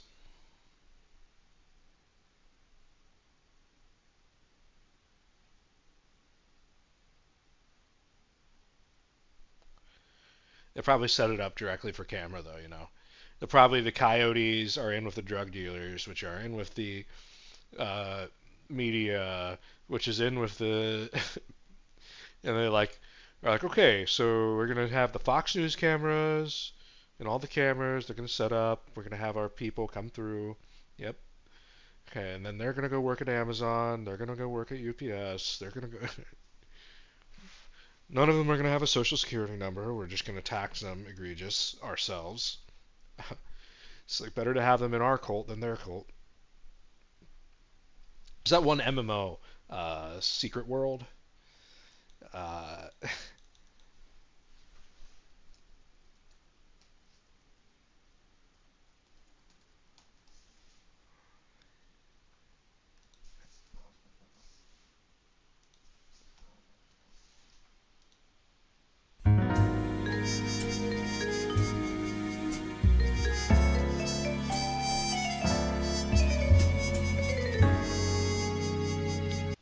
So there's 3 factions, as I understand, which is a better, way better.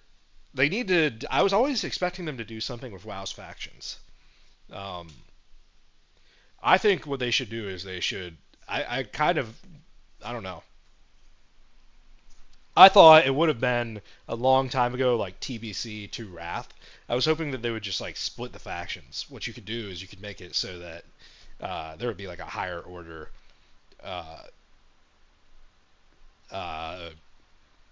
allegiance, right? So it would basically your race would be irrelevant. That would break the universe of Warcraft in a lot of ways. So I didn't really play the original like trilogy. I watched the cutscenes and stuff and a lot of the gameplay, but I haven't really played them. I did boot it up once. It was okay, but obviously, Dated, you'd rather be playing actual WoW. But Secret World, I didn't really play. I did get it, but I didn't play. Brainchild of Ragnar, the audience. Unfortunately, however, after failing as a sub-based game, going buy-to-play, and then having a free-to-play reboot in Secret World Legends, the population of the game has been steadily downtrending, and with no new content on the horizon, the future for the Secret World is looking as grimdark as the game Secret World Plant Templar closer to its seemingly inevitable death. Whether you rep the ruthless, pious Templars, or the Machiavellian pragmatist, the Illuminati, or maybe the anarchist with a plan, the Dragon, I hope you join me on this journey to And it kind of does reflect the reality of like life in its own. Like, that there are people that are kind of on these like principles. Based Illuminati, Machiavellian pragmatists who believe that it's a tough world where only the strongest will survive. Leaving the Secret World, they really lucked out getting him as a lead designer. He created The Longest Journey and Dreamfall Longest Journey, dystopian worlds with fantasy elements, and so he had a history with doing fantasy in interesting ways already. But these games are also incredibly well rated, and for my personal opinion, masterpieces. By focusing on story content, Funcom had to really drive home the idea that everything was interconnected. That's why the 3 factions all have involvement in different missions and story arcs. Throughout the story, you take them into consideration. But also with the factions, you could increase your standing and even be put on a leaderboard to show off the best of each faction. Some notice for whole players who were gifted 4 extra days of early access on June 29th, leading up to the global and Steam launch revealing movement. The Secret World by August 2012 acknowledged that to see that it just doesn't seem like that compelling gameplay. It seems like a more compelling universe with less compelling gameplay. And that's kind of like why I didn't really prioritize it. WL MMOs are kind of double-digit concurrent player, it being no categories. It was narratives in the MMO genre, period. Its story is so impressive for many fans, it was enough to overshadow the other issues with the game. It, however, must be pointed out that although the game did excel in certain areas, as before mentioned, it had severely lacking MMO features when compared to its competitors, and Funcom's aging tech was simply unable to compete. Still, I have to applaud. But the nature of like small MMOs, they don't like fail. Being unpopular does not doom an MMO. It just makes it a more niche audience. If you have a active server population of like, I don't know, you plus your friends, and like the game is organized around that, then it makes sense within the like how many do you need to play? Like with classic WoW would be maybe 40 people. If you had legitimately 40 people, only 40 people, and you all logged on in synchronicity such that like everything made sense and you accomplished all the objectives, you wouldn't really need anybody else on the server. Technically, right? It could be thought of like a board game in that way. But obviously you'd prefer a little bit higher server population just to make things work, because people aren't going to align their schedules that neatly. But especially with fan projects like that, like say you really want to play a dead MMO, you know, you only need a certain number of people who can realistically commit to make that feasible. It doesn't have to be popular. That's a cool thing about these niche MMOs and stuff, that people can always revive them. Funcom for the Secret World, and Ragnar especially. To even attempt what they attempted took enormous risk, especially for a self-funded company. They crafted an incredibly unique MMO that, although it was rough around the edges, stole the hearts of many fans. I found the game rather enjoyable early on, and I think it has some of the best questing I have ever seen in an MMO. Without creators like Ragnar willing to take risks on charting into a genre territory never explored, and focusing on a feature that the MMO genre that was greatly underexplored, we just simply wouldn't have innovation. Without creators like Ragnar and the team behind the Secret World, we won't have developers I remember this. This is like a weird... They have Magic Legends. They had like huge animated versions of like all the like planeswalkers, I think. They went like really in on like the like 3D graphics and stuff, and you like got acquired cards in this weird way. I don't know. Let me see. This Magic the Gathering has had a lot of weird video game releases. I'm just gonna skim this. It was taken from it, with the shutdown just announced back in June 2021, targeted for later in the fall. What went wrong with the online Magic ARPG? Why did it fail so spectacularly and suddenly? In this episode, we will diagnose, summon them as elite summoner style cards, and then they can serve a purpose on the board and often create new creatures. They would be making an appearance in MTG Legends as well, serving as the centerpiece for the game, where you as the player would play as your customized very own Planeswalker. This was a stark contrast to previous Planeswalkers though, which kind of was the whole point in MTG pivoting to them in the first place, at least I think. It's the name recognition that comes with these same Planeswalkers being used and the same Planeswalkers in rotations. You discovered new spells for your Planeswalker as you traveled throughout the world in Magic Legends and summoned creatures to fight for your cause. This could end up being very It's cool, but it's just a Diablo clone themed on Magic. End of story, right?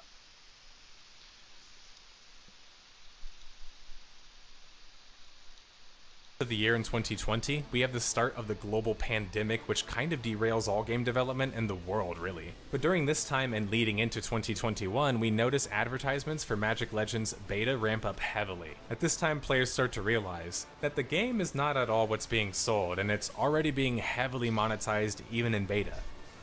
Well, the thing about this is it doesn't really work unless you get paid, but yeah, re-releasing lazy versions of Diablo over and over and over again. That's kind of what I see. Like, that's a market phenomenon. If you've never seen Diablo, isn't it such a great game? It's really fun. Like the first time you play one of those like genres, and then like if you didn't know it by any other name, right?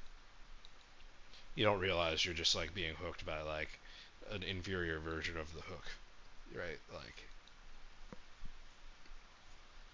The point any harder than entrusting the federal government and an unelected judiciary to permanently safeguard gun rights in the same week we mark the anniversary of the national tragedy that gave us the goddamn Patriot Act. You people piss and whine about Kevin McCarthy's hapless do-nothing impeachment inquiry, and all the while you're falling for a trap so obvious you can spot its moose knuckle from space. If you'd instead sent this case to the New Mexico Supreme Court, they would have backhanded this bullshit at ludicrous speed so Spinsterella could go back to hang gliding on a Dorito in Honey, I Shrunk the Governor. I'm Razor Fist. God fucking speed.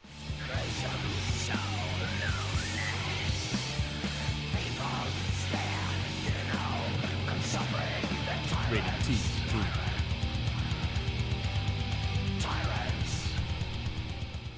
I've said to every other New Mexican, your rights are subrogated to theirs. Huh?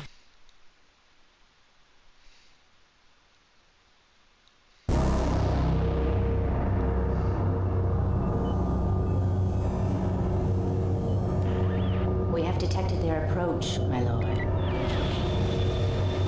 Move to your positions. They must not be allowed to retrieve the crystal of Seraphina. Move.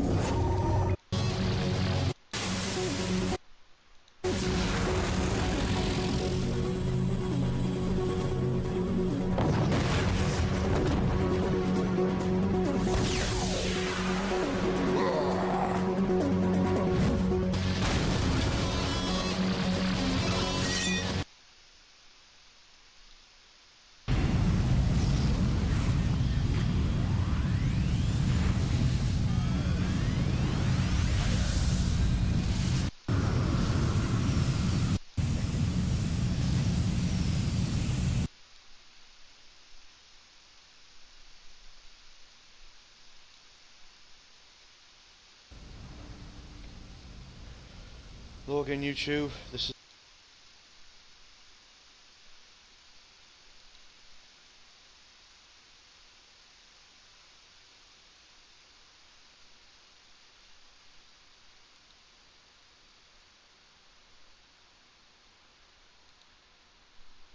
"70 years ago, heroes first appeared in Paragon City.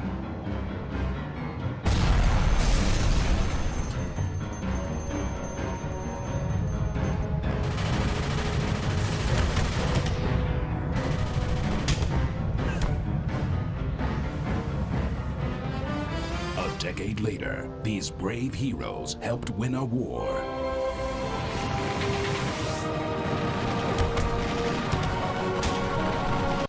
Protect the banking interests, and then die in an international conflict.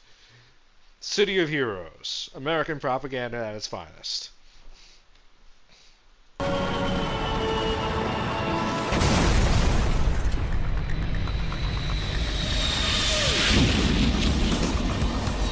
Death of a Game, City of Heroes. Death of a Game is a series in which I, Nerdslayer, take a look at games or companies over the past years and attempt to paint a timeline of events that follow the game up until its ultimate demise. I attempt to investigate into possible reasons why the game or company failed, diving into things like developer comments, catastrophe-like patches, as the most objective experience is unfair, or at least enough to keep us from throwing money at such games or It's a plane! heroes. It let Super Studio in an M patrol city like a real superhero would. Well, real in a superhero universe, of course. A few months after the launch of City of Heroes, Cryptic Studios and its publisher NCSoft was hit with a lawsuit filed by Marvel Comics. Marvel alleged that the game promoted characters that infringed upon copyrights and trademarks owned by Marvel. They sought money and damages and demanded the game be shut down. However, Cryptic and its game administrator NC Interactive had a rather extensive and protecting user agreement players were made to sign. The user agreement stated that players cannot name their characters' names that would be potentially infringing. It also held these said players accountable against possible infringement claims. The defendants labeled the lawsuit frivolous, to which many experts agreed. Due to the way trademark law is structured, if Marvel believed that they had some level of infringement, they had no choice but to file a lawsuit, regardless if they could win or not in order to preserve their trademark and product. Marvel then admitted that some of these infringing characters present in the game were actually created by Marvel themselves. The court doubted claims of infringement, and the case was settled out of court without any known negative effects for Cryptic and their newest MMO, City of Heroes. Cryptic continued to release free content updates in the form of issues. Issue 6, which was a major update, added PvP zones to the game as well as the enhancement diversification. It also came with a complete Issue 7. Day jobs were introduced in Issue 13, which added more MMOs. Pretoria introduced two other major factions that were not really seen as good or evil. Characters, they'll still be there. VIP members get access to pretty much everything. A petition that garnered over 20,000 signatures and a mostly emotional plea to ask NCSoft to come play the game.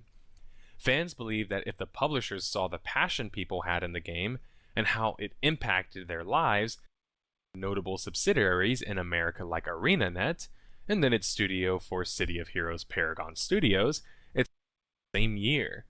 Blade and Soul, Guild Wars 2, and WildStar were three major MMOs in production by NCSoft and their developers. Might not be the answer people want to hear. The video, drop a like or a cool comment if you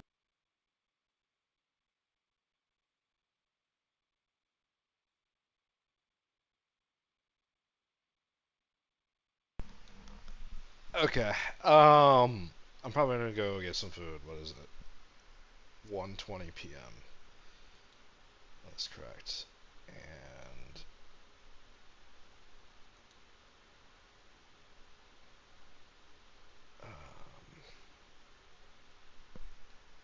I'm off.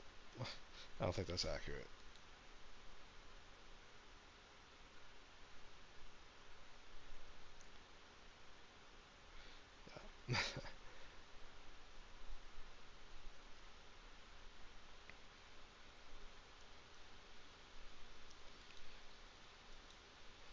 Alright.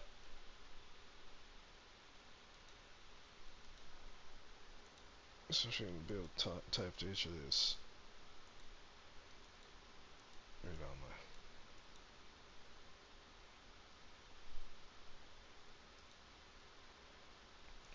I'm probably going to eat food and check my email and play a game and look at the news and watch the world collapse. And maybe I'll do some exercise or something, I don't know. Play some soccer or something cool. There's nothing to do, no, it's awful. There's nowhere to exercise. You see people running on the side of the road. It's just like, you get hit by a fucking car. You know what I mean? Like, it's just like, you hate to be down on people that are just like out trying to enjoy their lives or whatever. But you see people who are like bicycling or jogging down the road, and it's just like, you're fucking stupid. Like it's also like, it's not even your, there's like no area, like everything is built on, you know, there's like no area to just like go run. You know, we don't take these kind of things into account. Fat old men, you know, that want to build like mausoleums where they sit around and like, you know, they're the ones that drive the country. They don't like athleticism, you know. Only do that in a stadium where they're being served grapes while they lay prone, you know.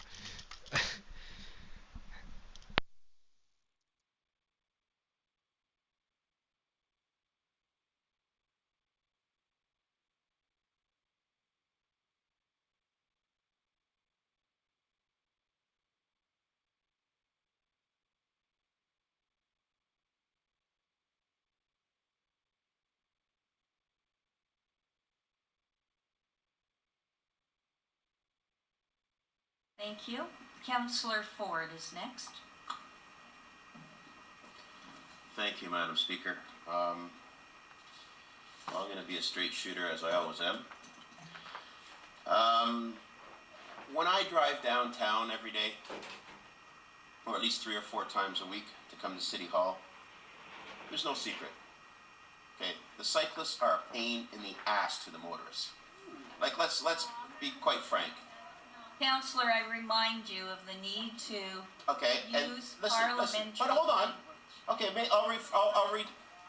I will retract the word ass. But the exact same argument I get from the cyclists that say to me, and as soon as I get the emails, the first thing they say is, you're a fat slob, they go after my big belly, and I say, okay, I can understand that, fine. But what's the solution? Okay? Because the cyclists say, I hate you motorists, I can't stand you guys, and they flip you the bird as you're going down Queen Street or Dundas Street. There's this huge animosity between the motorists and the cyclists. There's this huge animosity, and it's never going to go away, Madam Speaker. Madam Chair, can you... The problem is we have the Etobicoke, North York, and Scarborough people that use cars all the time, and we have the downtown people that don't use cars that often. And if I lived downtown, I'd be with the cyclists. You don't need a car to go from point A to point B. I've got a few friends that are couriers down here, and they scoot around all the time. We go out on Friday or Saturday, they're here and there, they're everywhere. And that's the way they get around. I can understand that. And every single person here learned to ride a bike when they're 3 or 4. Because just over the weekend, I'm teaching Stephanie, my 4-year-old, how to ride a bike on 2 wheels. She's had a little tricycle, and now we're smoking along, and we're down at James Gardens bike path, and half of it says rollerbladers and bikes, and the other one is pedestrians. This is on James Gardens. This is a bike path that is completely organized from here down to the lake. And I think we can organize a bike path from here to the lake, but why can't we organize a road when we have motorists on it that's going on and on and on? This debate's been going on forever. The only solution is the cyclists are putting their lives at risk every time they go on this road. Because if there is an accident, you know who's going to get the worst of it.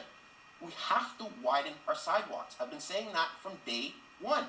Widen our sidewalks, split our sidewalks basically in half, pedestrians on one side, closest to the stores, and the cyclists on the other side. It will work in this city.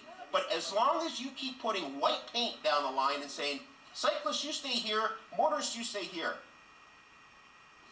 you're going to have major problems. You're going to have people killed every year, which happens.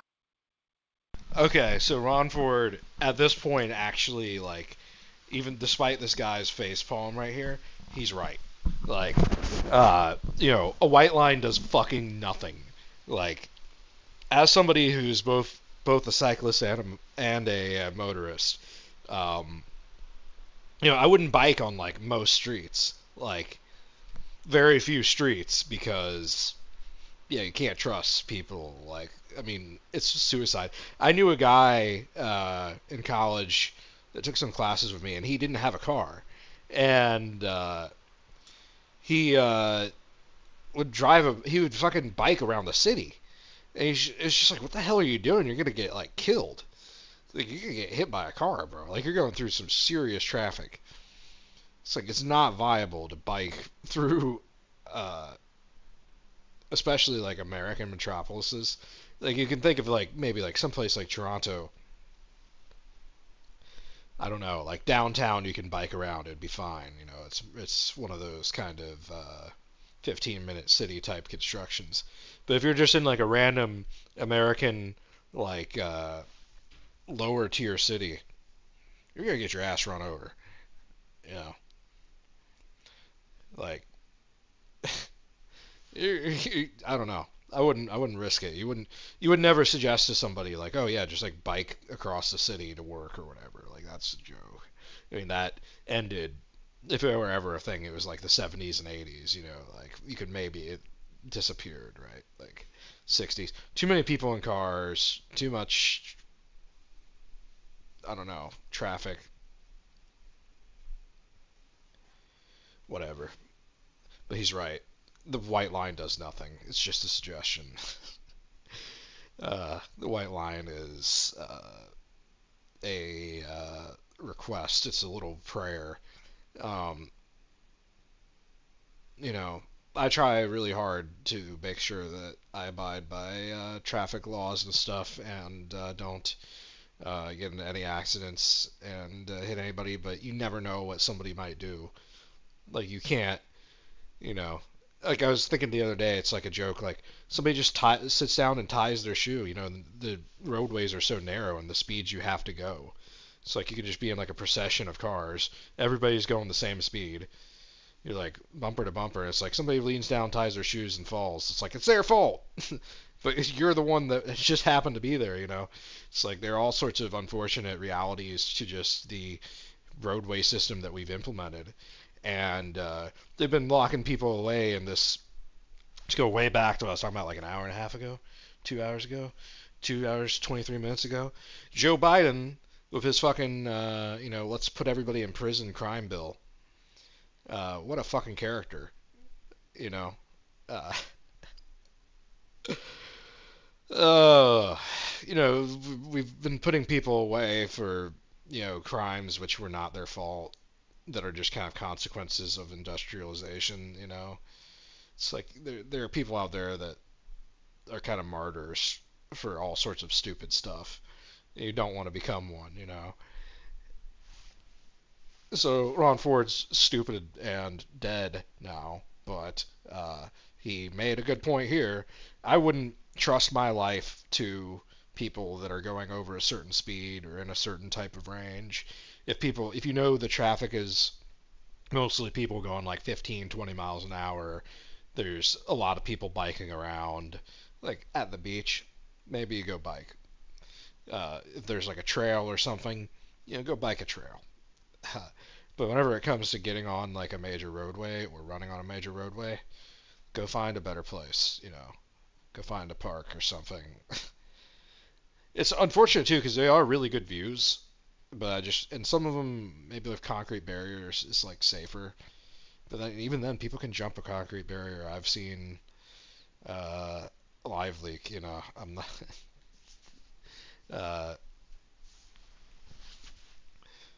Ron Ford, what else you gotta say?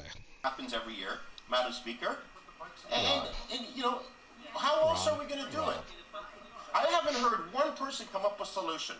Not one person come up with a solution. That's the only way we can do this is widen our... We have boulevards in Etobicoke green that are about 4 or 5 yards wide. If we have to take some of the green space, widen the sidewalk, and have a bike-only lane, it will work.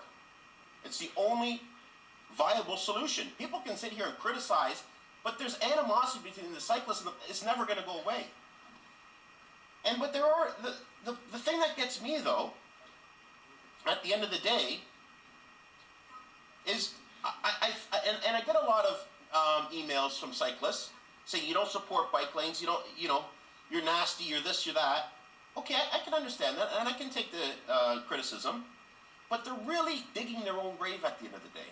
Because what's going to happen is they're going to be asked to get insurance, they're going to be asked to get license. I guarantee that's the way it's going. The motorcyclists, all the motorists who drive cars, everyone else is on. So if they're going to want the road, you know enough pressure is going to come, they're going to force the cyclists to, hey, if you're on our road, you have to be like everyone else. What gives you the exception? And then I told a few of them that. They said, Rob, you've got a point, but come on. I said, but listen, is it right? You can't disagree with that argument. That's going to come eventually. So we can have bike lanes all through the city, but the cyclists are the ones that are going to pay. They're going to pay through their pocketbook, and nobody likes to pay. There's no secret about it. There's a war on cars in the city. It's obvious as the days are long. We have a car registration tax. Never ever debated in any mayor's race. Never. All of a sudden, it just dropped off $60 car registration tax. That just caught people right off guard. Infuriates people to this day. I get calls about it. Extension, all in favor, opposed. And if that's not an attack on the motorists of the city, I don't know what is. I really don't, Madam Speaker. So yes, you're absolutely right. The speed humps don't meet the criteria here. The stop signs, every possible thing to try to put a roadblock in front of cars in the city is there, and we've seen it over and over and over again. But really, $6 million? $6 million right now in the middle of a recession?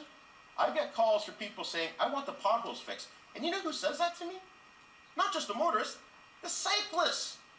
I just hit a pothole. I went out.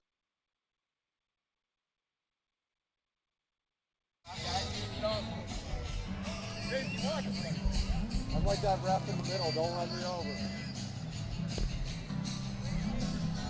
Yellow 80! Yellow 80! Say that!